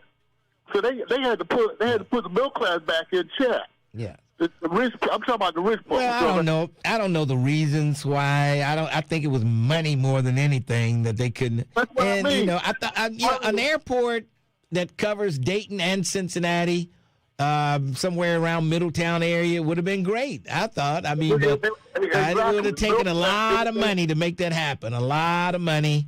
And I don't think any of the airlines and everybody was willing to do that. I don't know. But all of that would have made the middle class super strong up there. That's what I was saying. Like rich people up there, what's the point in being worth $150 million if you have no control? Yeah. It's all about control. You know Janet Jackson record, yes, Control? Yes. So that's what it's all about. So that wasn't about, now down here, I'll forget about down here. If they had put that airport up there, the middle class would have been a lot stronger. Okay, not only that, you would have had a major hub up there. That's what I was trying to think. A major hub up there. It definitely would have been a lot of jobs and things like that for that area. I agree there, but I just don't know. I don't know if the metropolitan area of Cincinnati, Greater Cincinnati, and Dayton would have been enough to sustain like it is in Dallas and Fort Worth. I just don't. I think that's a much larger area, and that's why they didn't do it like that here. Well, it's more to that. The rich people. That's what I'm saying, Lincoln. Because I call you my son here. The rich people up there did not want that. Yeah. After Watergate, you know how everything fell apart there after Watergate back in the 70s. Stop. What rich people didn't want it? What rich people? All the people out there in Indian Hill, take your pick. In Dayton, it's Oakwood. It's Columbus up there in Durban, okay? That's what I'm talking about. Those folks did not, in the middle class, they thought the middle class was getting too uppity. Okay. So they just started screwing everything up. That's why they closed all their plants. And now you got gasoline headed to $50 a gallon, $400,000, $500,000 houses. Average car is about $30,000. Come on now. That's all. I mean, that's how they put everybody in check. All right. Because the middle class was getting out of control. All right, control, uppity. Is that how you said uppity? Boring. All right, Rick Jr., thanks for your call. And I just don't think this area was big enough with Dayton and Cincinnati. It's not like Dallas, Fort Worth, and you got that big airport down there. So I don't know if it would have worked here in this area. I don't know if we had the people to work it. We had the manpower to do something like that here. DJ Key. Okay, real quick, Lincoln, I'm going to cover like three things real quick that I heard. When it comes down to when we were talking about the immigrants, and I told you I like to hear the description of what's considered an immigrant. That way we can, have some clarity on a lot of people. Mm-hmm. But they didn't have any problems with the Mexicans and others being here doing the work as long as it was like working farms and, picking fruit. But when they start doing landscaping, when they start doing roofing, you got problems. Because that was their job. Yeah, well, I mean, I just don't think there's enough manpower in certain areas without the immigrants to get the stuff done. There's just not enough Americans willing to do that type of work. Instead of attacking people who would just come to apply for a job and work, it's the companies that bring, even Trump, remember that they found, it was like 12 at his place. Right. Anybody who got hotels and things like that, they're going to have immigrants working. They don't have, because you can't find enough Americans to clean up those hotel rooms, because Trump had 12, right? Remember, and all of a sudden they got quiet, but he had 12. Do you think he just got rid of them? They didn't come back? Come on. But the other thing I want to speak of, now this is one of the things I saw because I worked in the field. Quickly. This is one of the things I saw that was real disturbing. Like, when they come here, now they don't have a Social Security card. Right. Now, there's some other people that's taking advantage of them, too. I mean, if you go by the church they go to, you see a lot of new trucks and, all kind of new vehicles. Mm-hmm. But, see, those places are taking advantage of them also. Yeah. See, they don't have a Social Security card. Well, they get a number to use, like a Social Security number. I'm going to ask Brian Wright that question when he comes on my TV show. But what I'm saying is they socking it to them interest rates. You better believe they socking it to them in interest rates on those deals they get for those cars and trucks and stuff. So they're taking advantage of them. Everybody's getting a little bit out of it. But again, I'd just like to know exactly what's the definition of immigrant is, number one. And number two, like I keep saying, those people who wanted them gone, and now they want the Haitians gone, but nobody's going to go apply for those jobs. And with the ignorant people who supported the Republicans, what they don't realize is that's why prices are going to keep going up and up and up, because those people were keeping the prices low. Yes. And none of them, their children, any of them going to go apply for those jobs. You make a great point, DJ Keith. Thanks for your call. We've got news coming up. We'll come back on the other side. 12:30, The Buzz. 12:30 a.m. WDBZ, Cincinnati, an Urban One station. Listen online on thebuzzcincy.com. We are 1230 The Buzz, the home of the Lincoln Ware Show. Police are investigating the deaths of two people in Green Township as a suspected murder-suicide. 64-year-old Lee Compton and 63-year-old Janice Marie Compton were found dead inside of their Lakewood Drive home on Saturday. The Hamilton County Coroner's Office has ruled Janice Marie Compton's death as a homicide and Lee Compton's death as a suicide. A toddler that was hospitalized earlier this month after prosecutors say he had been abused has died. Coleraine Township Police found the 2-year-old unresponsive at home on August 2nd. The baby, who was found to have injuries consistent with abuse, died this past Saturday. Sebastian de la Cruz has been charged with endangering children and felonious assault, but now faces possible additional charges. Many Cincinnati drivers are seeing dramatically higher gas prices this week.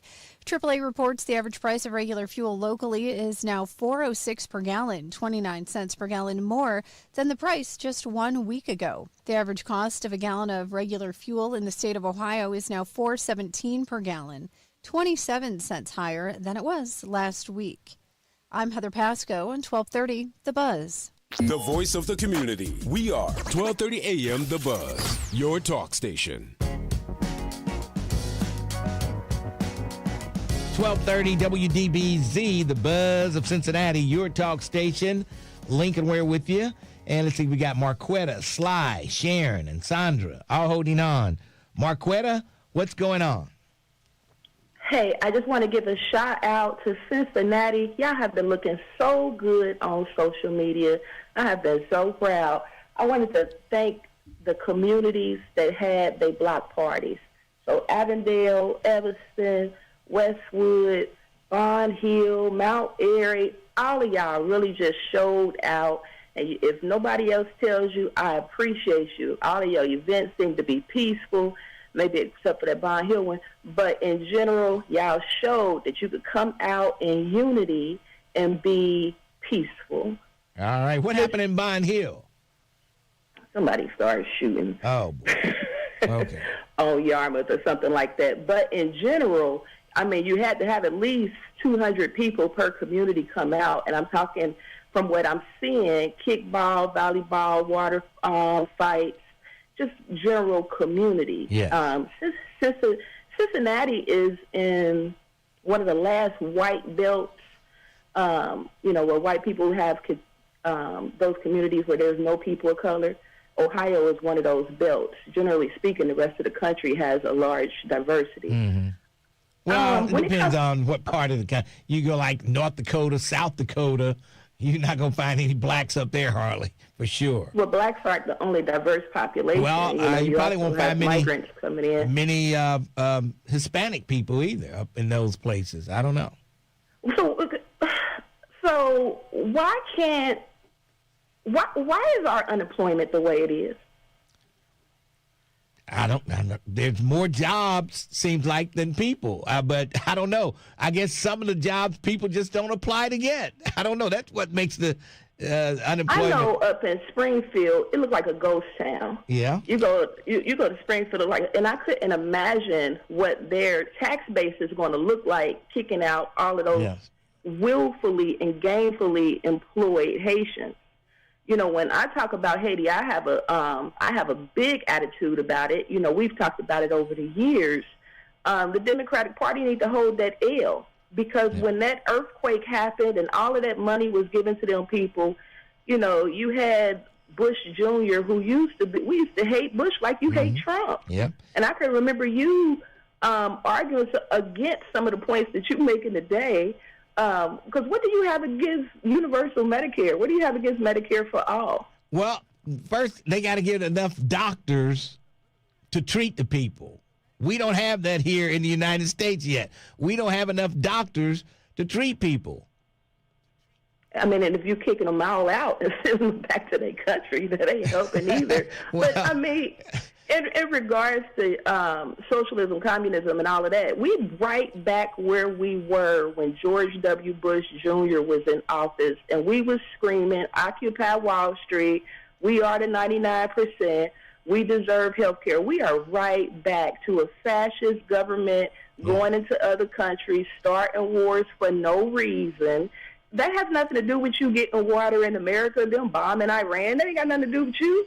Now, what? And let's get back to the earthquake. Remember when Haiti had their earthquake and they had all these fundraisers on national TV and all these groups came together to send money to Haiti? Where did all that money go? The Clinton Foundation never gave an accounting for what they did with that money. And what pisses me off is that Bush, Obama, Clinton, they all acted like they was a unified force willing to help Haiti. And what they did was they sent in the Nepalese UN, who wound up pooping and peeing in the water, raping the women, giving them cholera.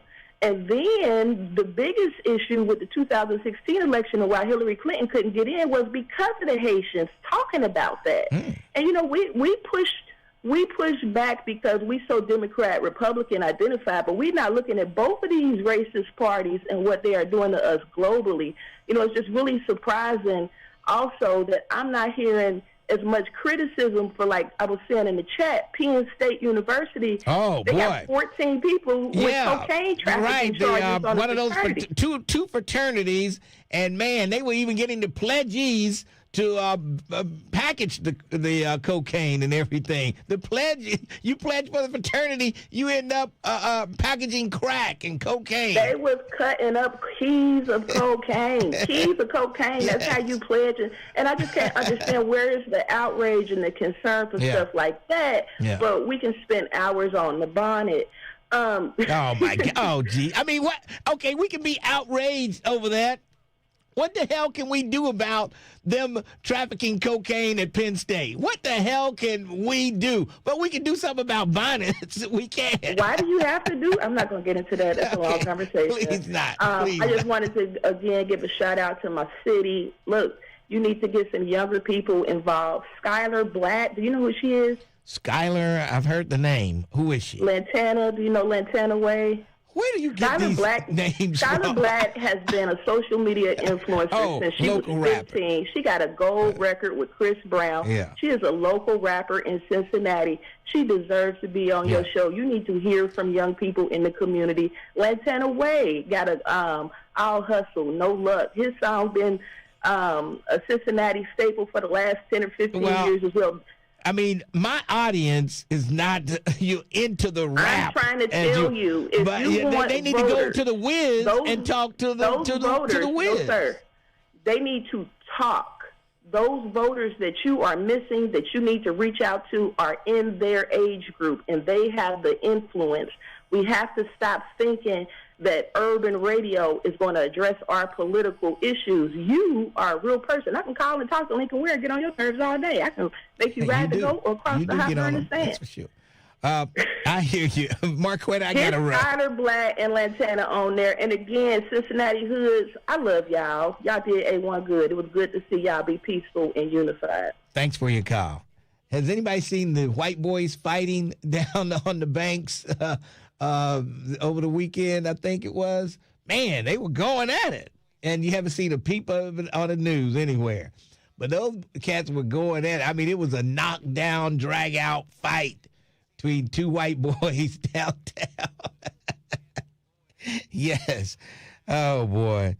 Yeah, I mean, okay, these rappers, like you say, you know, this is not an audience on the Lincoln Ware Show, a heavily rap. We don't play rap music.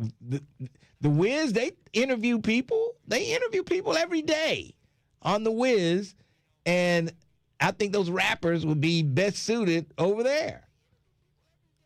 They would speak the language of the people who are listening to the Wiz. I'm sure.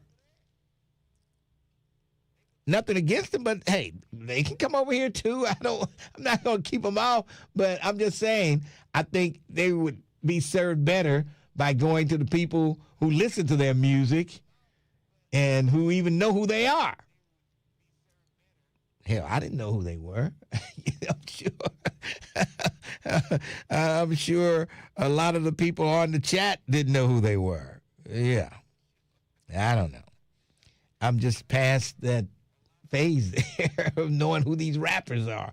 I watch the those awards they have on. I don't know any of those people that that are winning these awards. Who is that? Man.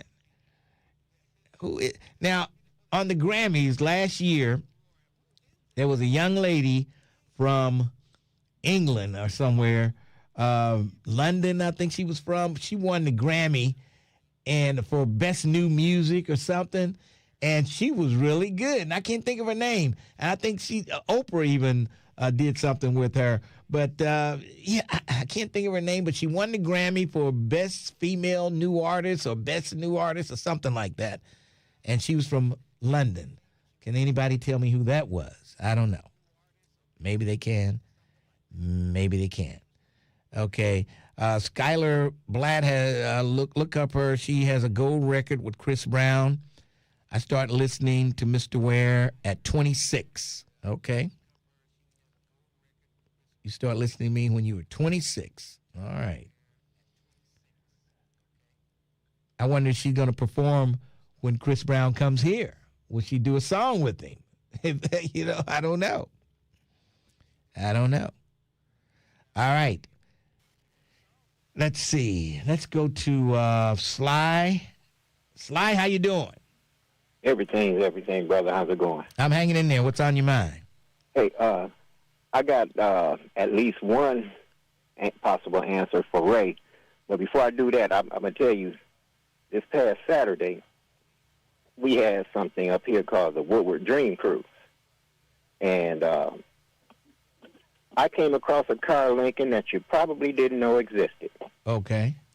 This guy had a 1968 Bengal Charger. It is orange with the black stripes across the back. It was to pay homage to the Cincinnati Bengals, because that's when they started. Was it 1968 that you guys got the Bengals? Yeah. Mm-hmm. Man, that car is immaculate, and it's a pretty penny. I have a 69, but mine is just the RT. How much did it sell for? No, it wasn't. That guy wasn't selling his car. Okay. I'm not selling. My Charger is my first car I've had since '81. And it's like we had a section where everybody with the original Dodge Chargers were kind of parked close to one another. Oh, okay. And I looked at that car. He said he had that car since it was brand new. Yeah, but I had never seen a bingo Charger. It's a beautiful car. You can look it up, and you probably be like, "Man, I didn't even know that existed." Yeah, But to answer, I got at least one answer for Ray. When it comes to these big corporations bootlicking for Donald, or I call him the Nod Father. One of the reasons why is because he will. This administration allows these big corporations to violate the Sherman Antitrust Act when it comes to these mergers and takeovers of other corporations. Mm-hmm. Because remember the breakup of the Bell system back in '84? Oh yeah. Yeah. The old AT&T was no SBC. Yeah, they AT&T ruled the country. Absolutely. Yes. Absolutely. So that's one of the reasons all of these big conglomerates are able to absorb others, and they can run a monopoly if they choose to, because Trump is going to make some money off of that too. Mm-hmm. So it's going to be beneficial to him. But that's all. Have a good one, brother. All right. Hey, good talking to you, Sly. Yes, sir. Hold it down up in Detroit. I'll do my best. All right. He'll do his best. There you go. All right. Let's take a break, and then we'll come back. Sharon, Sandra Jones, Mustafa, and others holding on. The Lincoln Ware Show, 1230, The Buzz. Cincinnati. Want to stay plugged in with 1230 The Buzz and get the... Yeah, whoever that Skylar and Lantana, have them contact me. I'll get them in here, and then I'll walk them right on over to the Wiz, too. Get them double exposure. Yeah. So have somebody, if y'all know them, have them contact me. I damn sure don't know how to get in touch with them.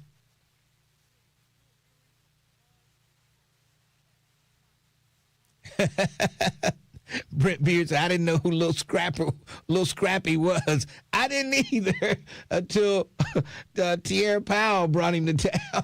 Oh, really? Oh. Yeah, he sent me a video.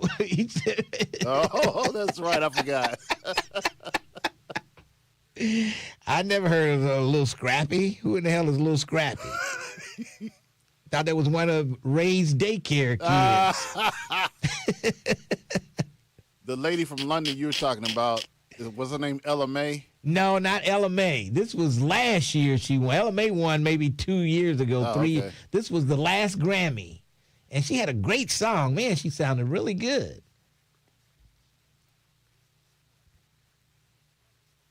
And I can't think of her name. I would definitely go to see her if she performed somewhere.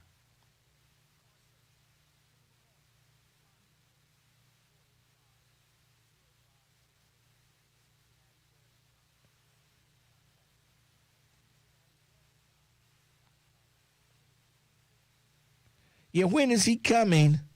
When is Umar Johnson coming to town? I think he's coming. I heard somebody said he was coming. And Shahrazad Ali, I don't know. Y'all must have scared her the last time she was in here. I can't get her to answer my call. Because when I call her, she knows what I'm calling for.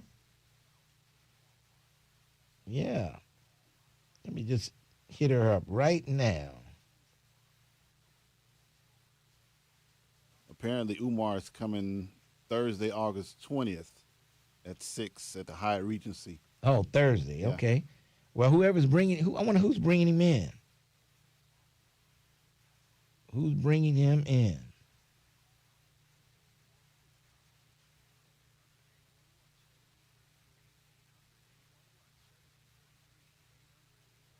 The Cincinnati African American Firefighters Association. Oh, okay. Okay. Olivia Dean. You know I've been looking for you. Uh-oh. Well, hold on. I'm back. Okay, you're back? Okay. I'm going to call you after the show, and you need to come in the studio. Okay. I got some wonderful things. You know, I just came back from Thailand. Okay. Well, look, let me call you back after the show. Okay. All right. She's been gone. That's why she wouldn't call me back. Oh, been waiting on you. Says she's in Thailand. Oh, boy. Thailand. Okay. All right. Yeah. /get started. Catch up. Get support. Graduate. School not working? Banyan High School will. 1230 The Buzz. Streaming live on your computer. Log on to thebuzzcincy.com. 1230 WDBZ, the Buzz of Cincinnati, your talk station. Let's see, who's next in line? Looks like Sharon is next in line. I didn't put her up front because her name is Sharon. She's been on the longest. Sharon, how are you? Doing well. How are you, Mr. Ware? Okay, what's up? I wondered if there was a connection between them, the Republicans running the Haitians out of Springfield and this new factory that's going up called the Electra something factory, anyway, orange factory. I wonder if there was a connection between that and them not wanting the Haitians to work in that new factory. Nah, I doubt it. They need probably all the workers they can find. There's probably not enough up there in Springfield to man the factory, so they probably going to need those Haitians. That's what I'm saying, And, but they're running them out of Springfield. Well, I don't think that has anything to do with the factory. That's Donald Trump. Oh. Okay, I thought maybe, they didn't want the Haitians working in that factory making money, Yeah, I think that's Donald Trump. Okay. All right? Thank you. Hey, thanks for your call. All right, looks like Sandra Jones-Mitchell. How you doing? Hey, Lincoln. How you doing today? Pretty good. What's up? Yeah, you always have interesting callers, and we are some real good people. And Marquetta, I love you. I could piggyback off the one they had in Avondale. I know there's 1,000 folks at that park, and they had a good time. And they had a lot of fun things happening. I wish we could have gotten a little notice to notify some of the folks on the street, especially that senior building. I mean, we were getting calls like, there's a lot of people across the street. What are they doing? So you invite the elders in, and so that they can always be a part of it. I heard you talk about the rappers. I can tell you, if we don't interact with these young people, we're losing them now. We have lost most of them. Yeah. So we need to learn the music. I wish I had learned to listen to Tupac a little bit more when my son was 13, 14. And we got into it like we had battles. I was like, turn it on down. Mom, you don't understand. And I didn't. Mm-hmm. But I do now. Mm-hmm. Right? And so you think about the transition of music, how it but back, even though the older folks couldn't get into the music back then, it was nothing like what it is now. But you know what I mean? It was love music. People, they were telling the guys how to rap, what you need to say to the women, and it was that kind of stuff. But you're absolutely right. And when I hear you play oldie but goodies and some of the songs you play in your air, it's like chalk on a chalkboard. They're like, it scratches my ears. I'm like, what the heck were you listening to back then? So we're all going to ask that question. What are we listening to back then? But let's bring forward. What do we want to hear now? You talk about you have a different audience. Yeah, you do. You have a totally different audience. And if you polled most of us, you asked us, what are we doing to make it better for those behind us? And planning for the future, because I would say it's not happening, right? When I think about Black Cincinnati, I can tell you it frightens me when I think about all the folks that have given their lives to make sure that we had a stake in the game. In developing our communities, we don't own nothing in it. We don't have a gas station. If the Haitians do leave, we don't have a relationship with them. We can't even get to them to feed them. Yeah. You look about the other countries, African Americans and blacks are all over this world. They're in everywhere you go, but even in Hong Kong, there's black hustlers in Hong Kong. We are everywhere. They were on the street selling stuff, Pure Africans. Gold. They were selling stuff, Lincoln, so you think about that. Just imagine if we ever came together, if we ever united. We're speaking globally, but let's just start with Cincinnati. I have a slogan, Save Avondale. Help me grow this community to where it becomes Black Wall Street, Black whatever, entertainment. So there are some things you have to do to clear the way, right? That's changing the music, changing the behavior, giving folks hope to see that they can have it too. So I just thank you. I love listening. Sometimes it cracks me up so bad. I be thinking, do folks actually feel that way? Yeah, they do, because it's evidence in our thinking about what you see on these streets, inside our schools, inside our businesses.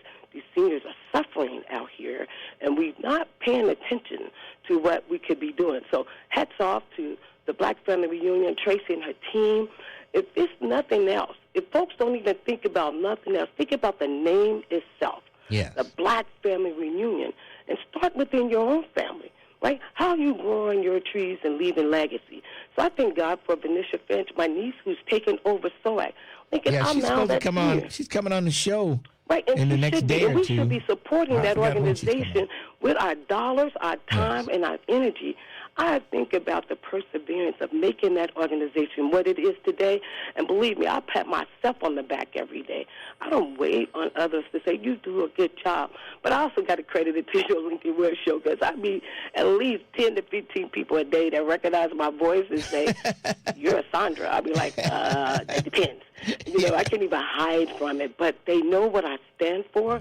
And if I'm ever messy, I got a couple folks that'll check me, and I'm going to check myself, because you know when you're messy, right? Well, all I want to know is which songs from the soul classics that sound like fingernails on a chalkboard. All of them. What? I heard you was at some party. I was like, why is he playing that oldie but goodie? I mean, and then you got Baby Rome. He's strung out, too. You got to ask him to play something up to date, because he, go back there, too, way back there. Hey, people, as long as people are up on the dance floor, he's going to play it. Because you guys are 70 and up. They're up there on the dance floor. That's all a DJ wants to do. That's all a DJ wants to do is get people up to dance. And keep moving, because it is a message in those songs. And my parents would have been listening to those songs, so they resonate with my soul and my spirit. But I'm thinking about what would move me today. We better put some black action, some black dollars behind these musics so we can control it. I heard Commissioner Reese said Chris Brown and folks are coming to the stadium. We need to be utilized. Those Browns are billionaires, and we continue to let them smack us with our own money. And I'll never understand You know, that. they think that stadium is theirs, and we don't want people coming in here using it. This is ours. No, this is the taxpayers of Hamilton we County. Can be doing, period. You know, the radio stations, the TV station, the gas station. I think we got one gas station in Cincinnati owned by Black, Jay, and then Kingsley owned the only black hotel, which I hope they made some money, because we have dropped a lot of black dollars since the Jazz Family Union in this city. And I'm glad for the black residents and the black businesses that are benefiting from it. But what is going to sustain our butts tomorrow? And we got to buy some stuff, folks. So help me join the Avondale Community Council. Buy up the 300-some-odd lots that's in this community. Let's reinvent the town center. There's another thing. They bring it in the store owner and told us we're meeting later. What the heck? Oh, boy. So you haven't seen them yet? No, haven't seen them, haven't heard them. And when are they opening? When are they opening? They probably open now. You just don't know it because folks ain't paying attention. Right? I'll have to do a drive-by and see if they're open. Because I'm having fun at this, but it's also stressful, people. But I love you guys. Help me save Avondale. Come and help me. Okay, that's all now, I ask. somebody Bye. just put this on the chat, Sandra. They say, Sandra just lost a lot of credibility hating on the Sunday Soul Classics.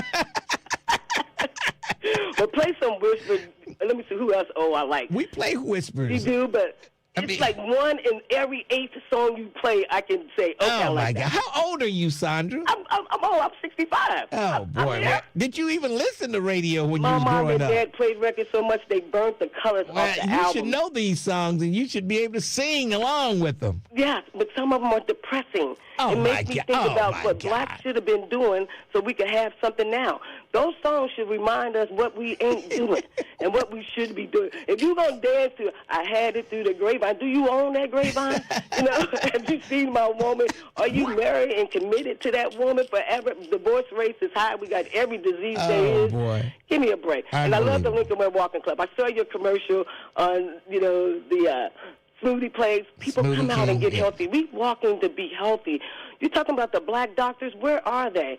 If they get every... There's not enough of them. It's not enough black doctors. Asian, because we're not helping our kids get the math and the basics and the science.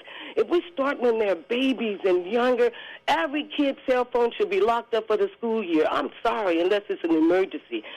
Get in there and volunteer. CPS open tomorrow. Please, having you guys come and help us save ourselves. Jeez. All righty. Love you. Thanks for your call. Okay.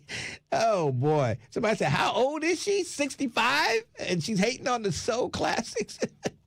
Maybe she likes Lantana and Skylar Black. Yeah, maybe she's so. a fan of those. Yeah, maybe so. Yeah, maybe she'll be down there at Chris Brown and Usher. Yeah, she'll be down there. Maybe she'll get on the bed. You know, they say Chris Brown is worse than Usher when it comes to getting the women on the bed. There, they say he carries on more than Usher. Jeez. Yeah, they pay. The women pay a lot of money to take provocative photos with those guys, too. Unbelievable. They pay. The women pay. Oh, boy. They don't say, come on, ladies, can y'all come up here and take a picture? Let me pay you. Who do they pay? I don't know how that arrangement goes. Jeez. I never paid, but I'm just saying. That's what happens. Unbelievable. Unbelievable. All right. Let's I tell you what, I'm going to take caller number 6 right now. If you call her 6 at 513-749-1230, caller number 6, I'll give you a pair of tickets to the Flashback Funk Fest. It's going to take place at the Rose Center up there in Dayton, and it's going to take place September 26th. That's right. The Flashback Funk Fest, you'll see none other than Morris Day and the Time, the Ohio Players, the Original Lakeside, Confunction, all there on one show, Saturday, September 26th at the Rose Music Center.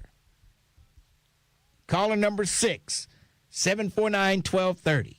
You're caller number 1. I'm looking for caller number 6. You're caller number 2. I'm looking for number 6. Okay, and I have to wait. I only had 2 lines available. You're caller number 3. I'm looking for number 6. You're caller number 4. I'm looking for number 6. Sorry about your luck. You're calling number 5. Oh, you're so close. So close, but no cigar. Here is the winner. Guess what? Hello? Hello? Guess what? What? You're calling number 6. And the winner of 2 tickets to the Flashback Funk Fest Saturday, the 26th up at the Rose Center. All right? All right. What's your name? Tony. Tony, where you calling from, Tony? I'm calling from work. Oh, okay. All right. And you yelling like that? You were yelling like that at work? Oh, my goodness. I don't want to get you in trouble.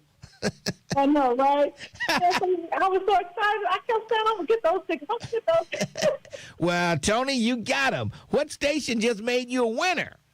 1230 The Buzz. All right, hold on. We'll get some information from you. And Tony is very excited. Let's take a break. 1230 The Buzz. Bringing you the stories that go beyond the headlines. The Tavis Smiley. All right.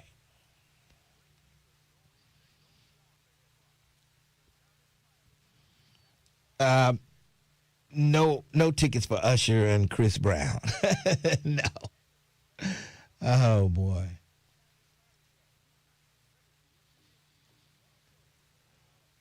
Whew. Man, we got less than a half hour in the show. Time did go. Dad, check your phone. I just sent you how off the chain CB is. What? Okay. Wait a minute. Oh, Chris Brown. Okay.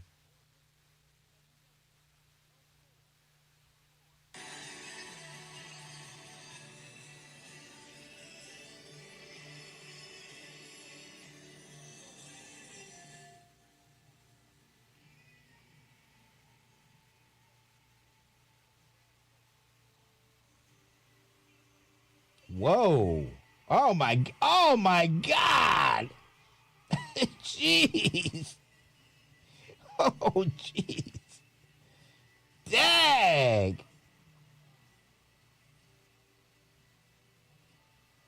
He might get arrested here in Cincinnati if he does that. Jeez. Is she somebody's boyfriend? I know they broke up after this.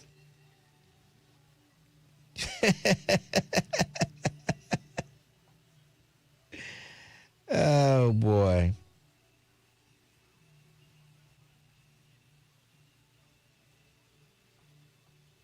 That's crazy. He is crazy. I can believe he did that a few years ago when Simon Lease was the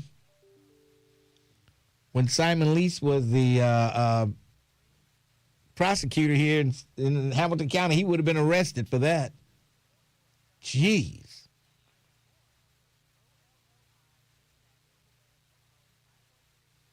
I can't believe they let him do that. I mean, she got up there and she spread her legs before he got to her. You know, jeez. Oh, boy.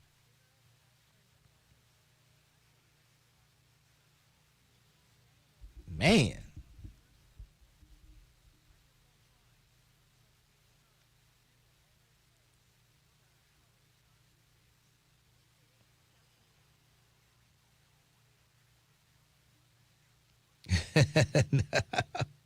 I could believe she did that. Jeez. Chris Brown is out of control.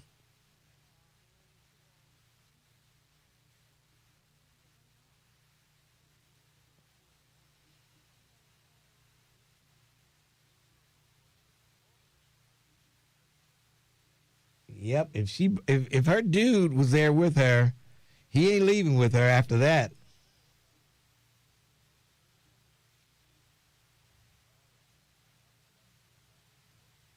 Let the audience see. I don't know. YouTube might kick me off if I let you see that. I might not be allowed to show that on YouTube.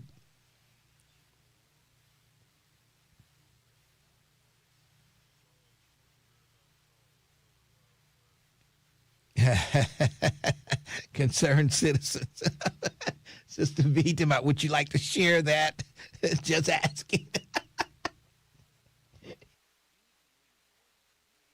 .com to learn more. 1230 The Buzz, WDBZ, a Radio 1 station. 1230 WDBZ, The Buzz of Cincinnati, your talk station. Lincoln Ware with you. And we've got our winner for the tickets. People are still calling. They're still calling. A lot of folks are listening on the app. Yeah, so yeah, that's true. why. Yeah. Okay. We have our winner. Sorry. We have our winner. Sorry. Okay, they hung up. Okay, maybe they heard me. Okay. All right. Let's go to Brother Love. Brother Love. How you doing, Brother Love? I won my tickets, man. I won some tickets. I'm playing with you. I ain't win no tickets. I know you did. Brother Love, man. That's my new name, man. Oh, Brother my Love, God. Oh, man. jeez. I told Terrence House that's my brother that I love, so I had to change my name to Brother Love now, man. Unbelievable. Anyway, Lincoln. Oh, man. Where we going to start at today, brother? It was a fight on the banks, brother. Oh, I saw that fight. I just talked about those two white boys fighting, and we haven't heard anything about it. No chronic nuisance, no police nowhere around to be found. They were just sitting back watching the rumble, man. Yes. You know what I mean? It's like, if it's black folks, man, they want to take you to court.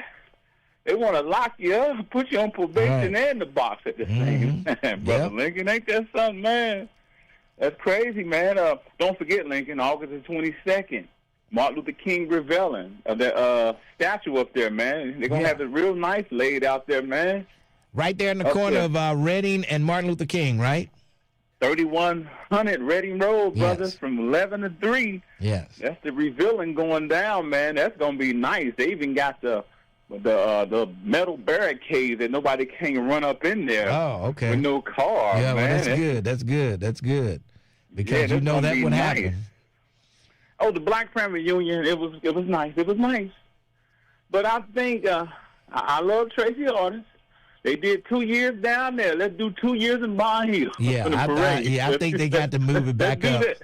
They got to move it back up to Bond Hill. I mean, back up. They can form up right there at the Hamilton County building in that lot.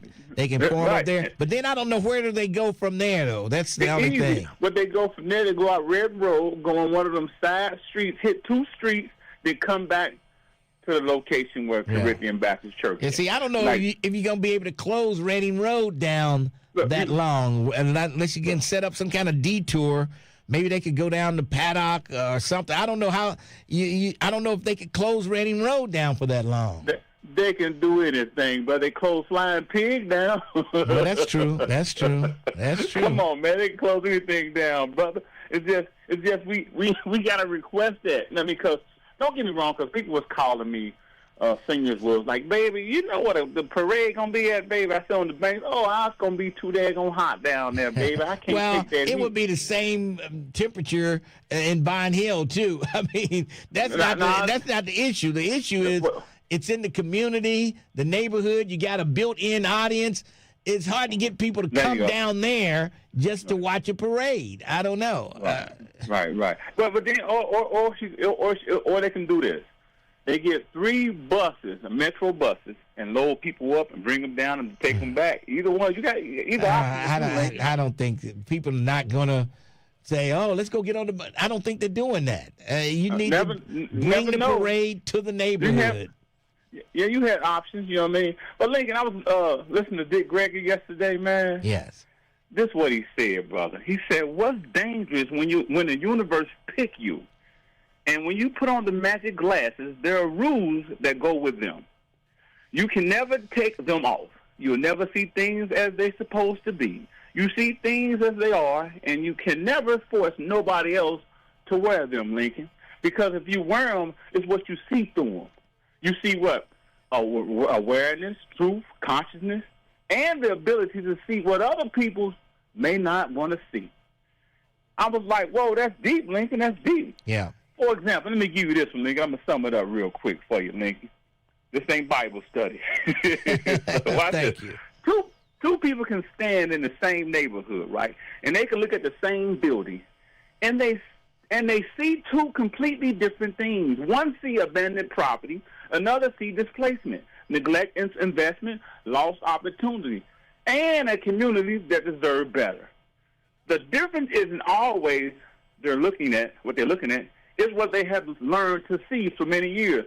So many other words, Lincoln, when you going to put on your damn glasses and see what's going on in the community with corruption, the broken system, how 3CDC plan to hold down your Cincinnati area and in Kentucky, too, at the same time. Well, somebody needed to plan something to get this town moving. We were becoming Mayberry RFD. But Lincoln, you got on the wrong pair of glasses you looking through, Lincoln, because how they doing us, Lincoln, we in a crunch, Lincoln. We in a crunch what we going through, Lincoln, for real, and it's real sad. It's like, watch this. Sometimes the hardest person to wake up is ourselves, Lincoln. Yes. The glass is not only about seeing what's wrong with the world, and they're also about what we see in our own mistakes, our own bias, our own fear, our own responsibility, and the way we have been participating in the very system we criticize. Yes. All right. So Brother Lincoln, please, I pray to the universe that you get your glasses, man. Please. I got them. I love you, Lincoln. They're rose-colored, too. Rose-colored glasses. All right. Okay, let's move along. 513-749-1230. I put the call out for Kush, and since some people on YouTube, Kush, didn't know what a rubber roof was, they never heard of it, and they didn't understand what the hell was going on. How you doing? Hey, what's up, Lincoln Ware? Nothing much. Tell people what is a rubber roof? Listen, I was reading through the chats, man. I saw my name came up. They said you was throwing me under the bus, man. No, I didn't throw you. You were not the black guy that gave me the estimate. You already did. You did my roof. You did my roof already. You did it. I hired you to do that. Remember? How long did that roof last? 15 years? It's still going, and I haven't touched it since you put it up there. Hey, but we might not be the cheapest, but we the best. It's not always how fast a person goes. It's the warranty you get afterwards also. Yes. So we the best, man. But listen, I'm still going to do your roof. just let me know. All right. Well, you need to come give me come out to put a bid in. Yeah, that's what I'm saying. I'll call you. You can come out and put tell me how much you're charging. But the roof you put in there is still going. I mean, it's showing some signs of weakness, but it's going to have to be done pretty soon. But come on out. I'll give you a call. I'm your man, Lincoln Ware. I'm your man. Now, most people can do shingle roofs because there's an angle to them. Right. You know, the water runs off of there. But a flat roof is usually 45 or 60 mil rubber, and it's flat. Right. So that's where the trade comes in. That's where you got to know how to wrap the corners and do your drains, because that water sits there, don't run off as quick. Yeah. So you got to make sure it's done right. Yeah. Not always the fastest, right. but it's the best. All right. So give me a call, man, for a hole in the roof or a whole new roof. Okay, Kush. You know what I'm saying? I'm your man. All right. I'll give you a call. Okay, get it up. That's my man Kush. Yeah, I mean, black guy, I gave him my business. And he did such a good job. I know that roof has been up there close to 18 years at least. At least. So Kush, he did a great job. He did a great job. All right. 513-749-1230. Jeanette, how are you, Jeanette? I'm fine. I was seeing that commercial Amy Atkins had, and I really, she peppered up some. Did it tuck at your heartstrings there to see her living on the street in a tent and all that stuff? Well, she needed peppered up,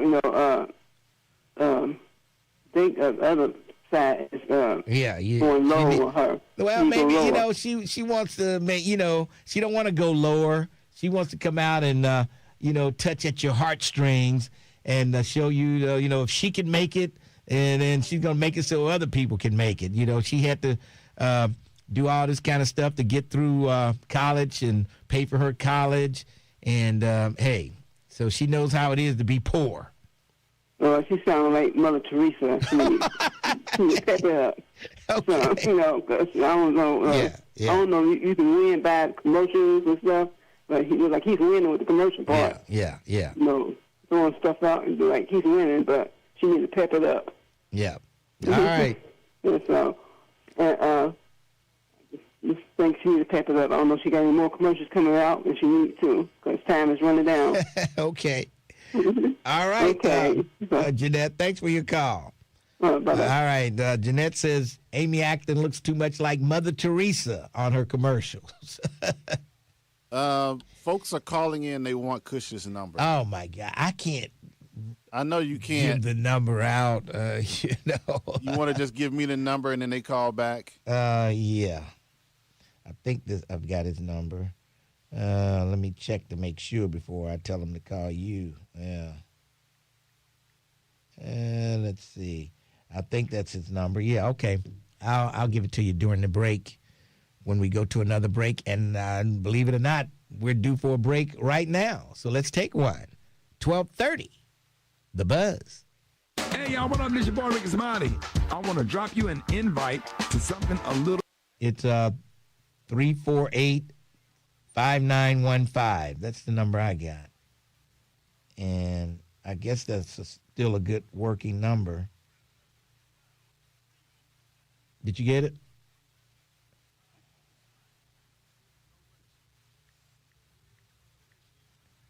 Hold on. It is 501-0869. Oh, no. Hold on. Okay, hold on. Okay, 348-5915. 348-5915. 348-5915. 513 is the area code. Olivia Dean, that's who I was looking for. Thank you, Jerica. She's a great singer. She got a nice song that she won that Grammy on. That was a good song. I can't remember the name of the song. My man Kush. When I grow up, I want to be like Kush.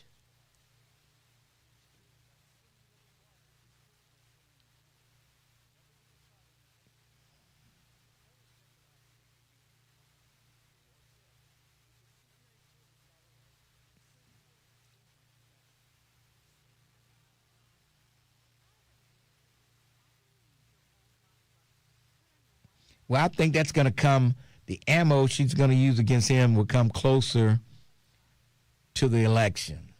I hope so. If that's the best she can do, yeah, I don't know if she's going to make it. Man, Kush going to have to run some ads, buddy. He's getting a lot of calls. I know it. I know it. I didn't know that many people need a rubber roof. Yeah. You know, gee. Yeah. Oh. And then you can be the voice guy. Yeah, I had him working on my roof. He did a good job on my roof. You mean Cat Williams? Cat Williams needs to do its commercial. Oh, boy.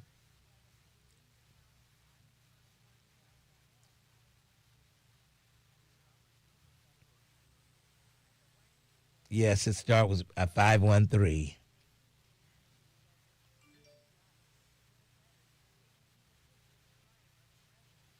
Oh, God, meeting today.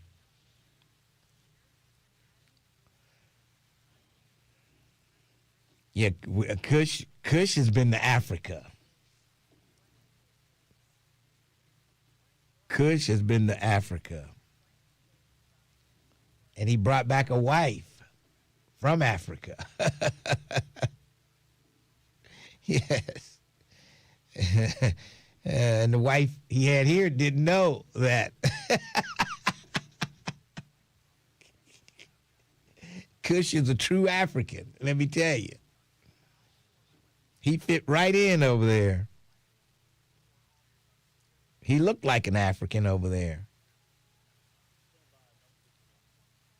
Oh.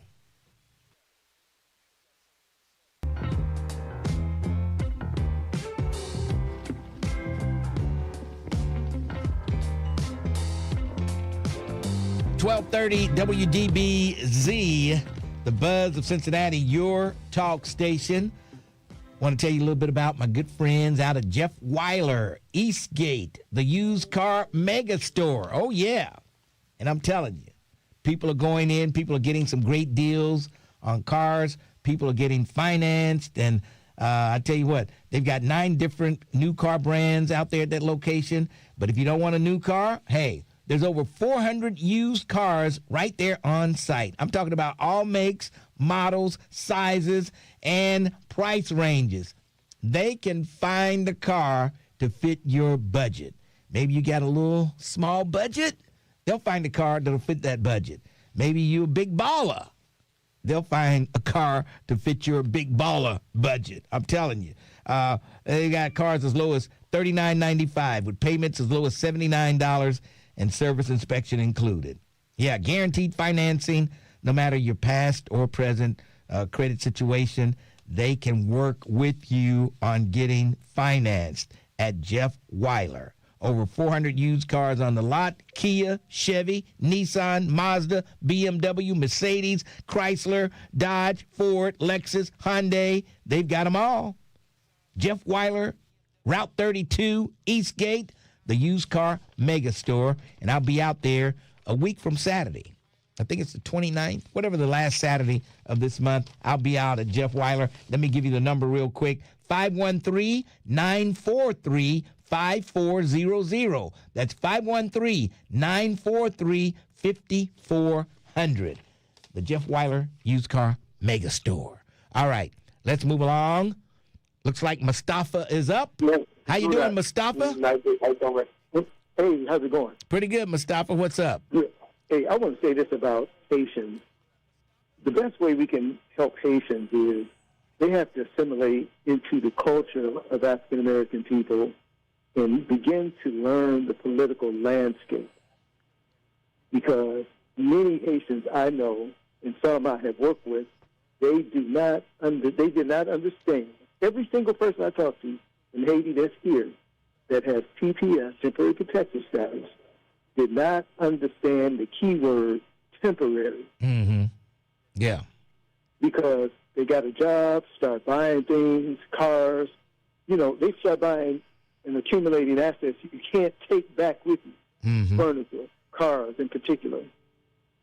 The key is to come here, work, stack your money, and be prepared for the political landscape to make a decision on you, because you never know what may happen. And what's happening now is somebody's calling ass on them.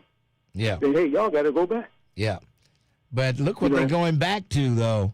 Look what they're going back to. It doesn't matter. If they're taking a lot of cash, what if they saved all their money here, cash money, and they take it back there? Gang's probably going to rob them and take it from them. All that work and everything. I don't want to sound cruel, but that's your problem. Oh, man. Well, see, look, again, this administration, you see, if you know the rules of the game, you play the game by the rules. You understand what I'm saying? Yes. Be prepared for the worst. Because, okay, your country's messed up. You may have to return to that. It may not be to your liking since you've been gone 2-3 years. It may not be. So you have to prepare yourself. It's just that simple. Adult life is full of changes. Mm-hmm. You know what I mean? Life is full of changes. So we have to be prepared. And when the drama drains, like all hustlers, all people out here running, working, a job is not even permanent. Let's say you lost your job tomorrow, or somebody lose their job tomorrow. You know what I mean? I come into a job knowing that one day going to be my last day. It might be that day. It might be next week, next month, whatever. I'm prepared to get me another job because I got the skills going to pay the bills. Yes. All right. You know, so people got to be prepared and start communicating with us. You see what I mean? Not the other way around. We don't seek other people out. We don't seek Africans, Haitians, whomever. They're African people too, but we don't seek them out. They got to join these organizations. Yeah. End up they don't normally relate to us for some reason. It seems they like have to start relating. Yeah. Because we could be their lifeline. Yeah. You see what I'm saying? And these opportunities just don't come to you. You got to go to them. All right. You got to make things happen, like with anybody. All right, Mustafa. Somebody wanted to know, what's your occupation? Somebody wanted to know, what was your occupation? My occupation is none of your business. That's my occupation. Let's see. You know, they like Tuesday talking about our call. Who asked that question? People need to find something better to do. Brent Beard wanted to know that. Take that. Brent Beard wanted to know what your occupation was, so you gave him the answer. Brent Beard wanted to know what was your occupation. So you told him. All right. Thanks for your call. All right. Ken Anderson, the kinder, gentler Republican. Oh, I didn't have the button pushed. What's going on, Ken Anderson? All right, Lincoln Ware, the man of power. Hey, listen, the lady called in and said something about Amy's commercials, and she didn't know if she's going to see any more. Yeah. We cannot base our vote on commercials. Yeah. Ramaswamy's got $50 million more than she's got. Mm-hmm. He's going to run more commercials. We need to get out of this entertainment type mentality where I want to see who has the best commercial, who has the best sling, catchy slogan for me to vote for. You need to look at the facts. But a lot of people believe what they see. You know, they see that, they like, what? She was on drugs and she was drinking? She was on prescription drugs? I mean, everybody at some point been on prescription drugs and had a drink. You know? And this was years ago. However, just within the last week, Ramaswamy's friend or his personal bodyguard pled guilty to distributing meth and fentanyl. That was recent. That's what's in the last week. So who are you going to believe? Something that happened 10 years ago that she sought help for, or something that just happened this last week or within the last several months? Yes. We need to understand that and understand that this guy, he wants to close up colleges. Yeah. He wants to close up Central State University. Right. The black colleges will be the first ones he tries to close, believe me. And he's going to come in Ohio and do the same thing he did with Elon Musk. You know, he's going to do a Doge here in Ohio. Right. And so, you know, we need to understand what's going on. And I know Republicans, they're saying no Ramaswamy. I know independents are going more for Amy than for him. And we need to just vote smart and realize what's going on and do our own research. And I could watch a $50 million worth of his commercials.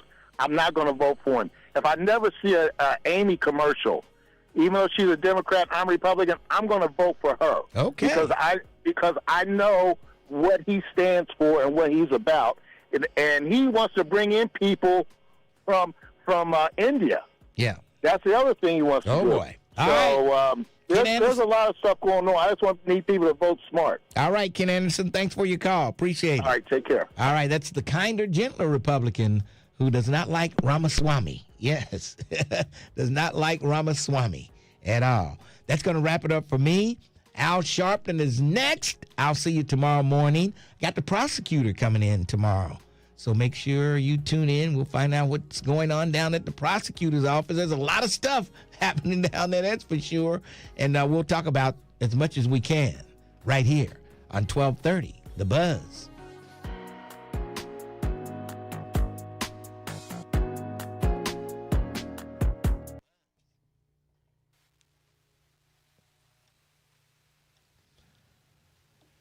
All right.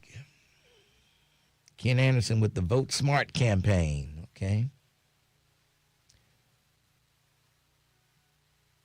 I cannot stand the voice of Ramaswamy's barber. I know that barber of his is, I hate that commercial.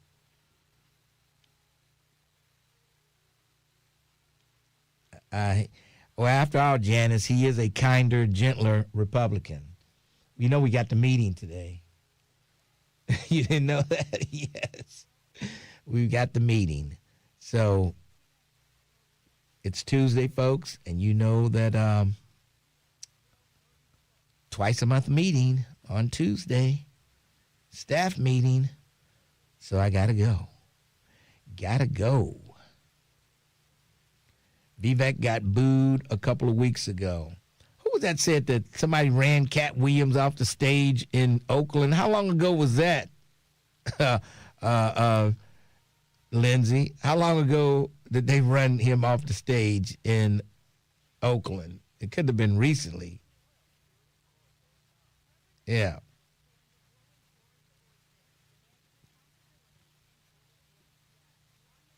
All right, folks. I got to get out of here. Go ahead, Terrence Howard. You can kill the feed, and I'll be back tomorrow morning on 1230, The Buzz.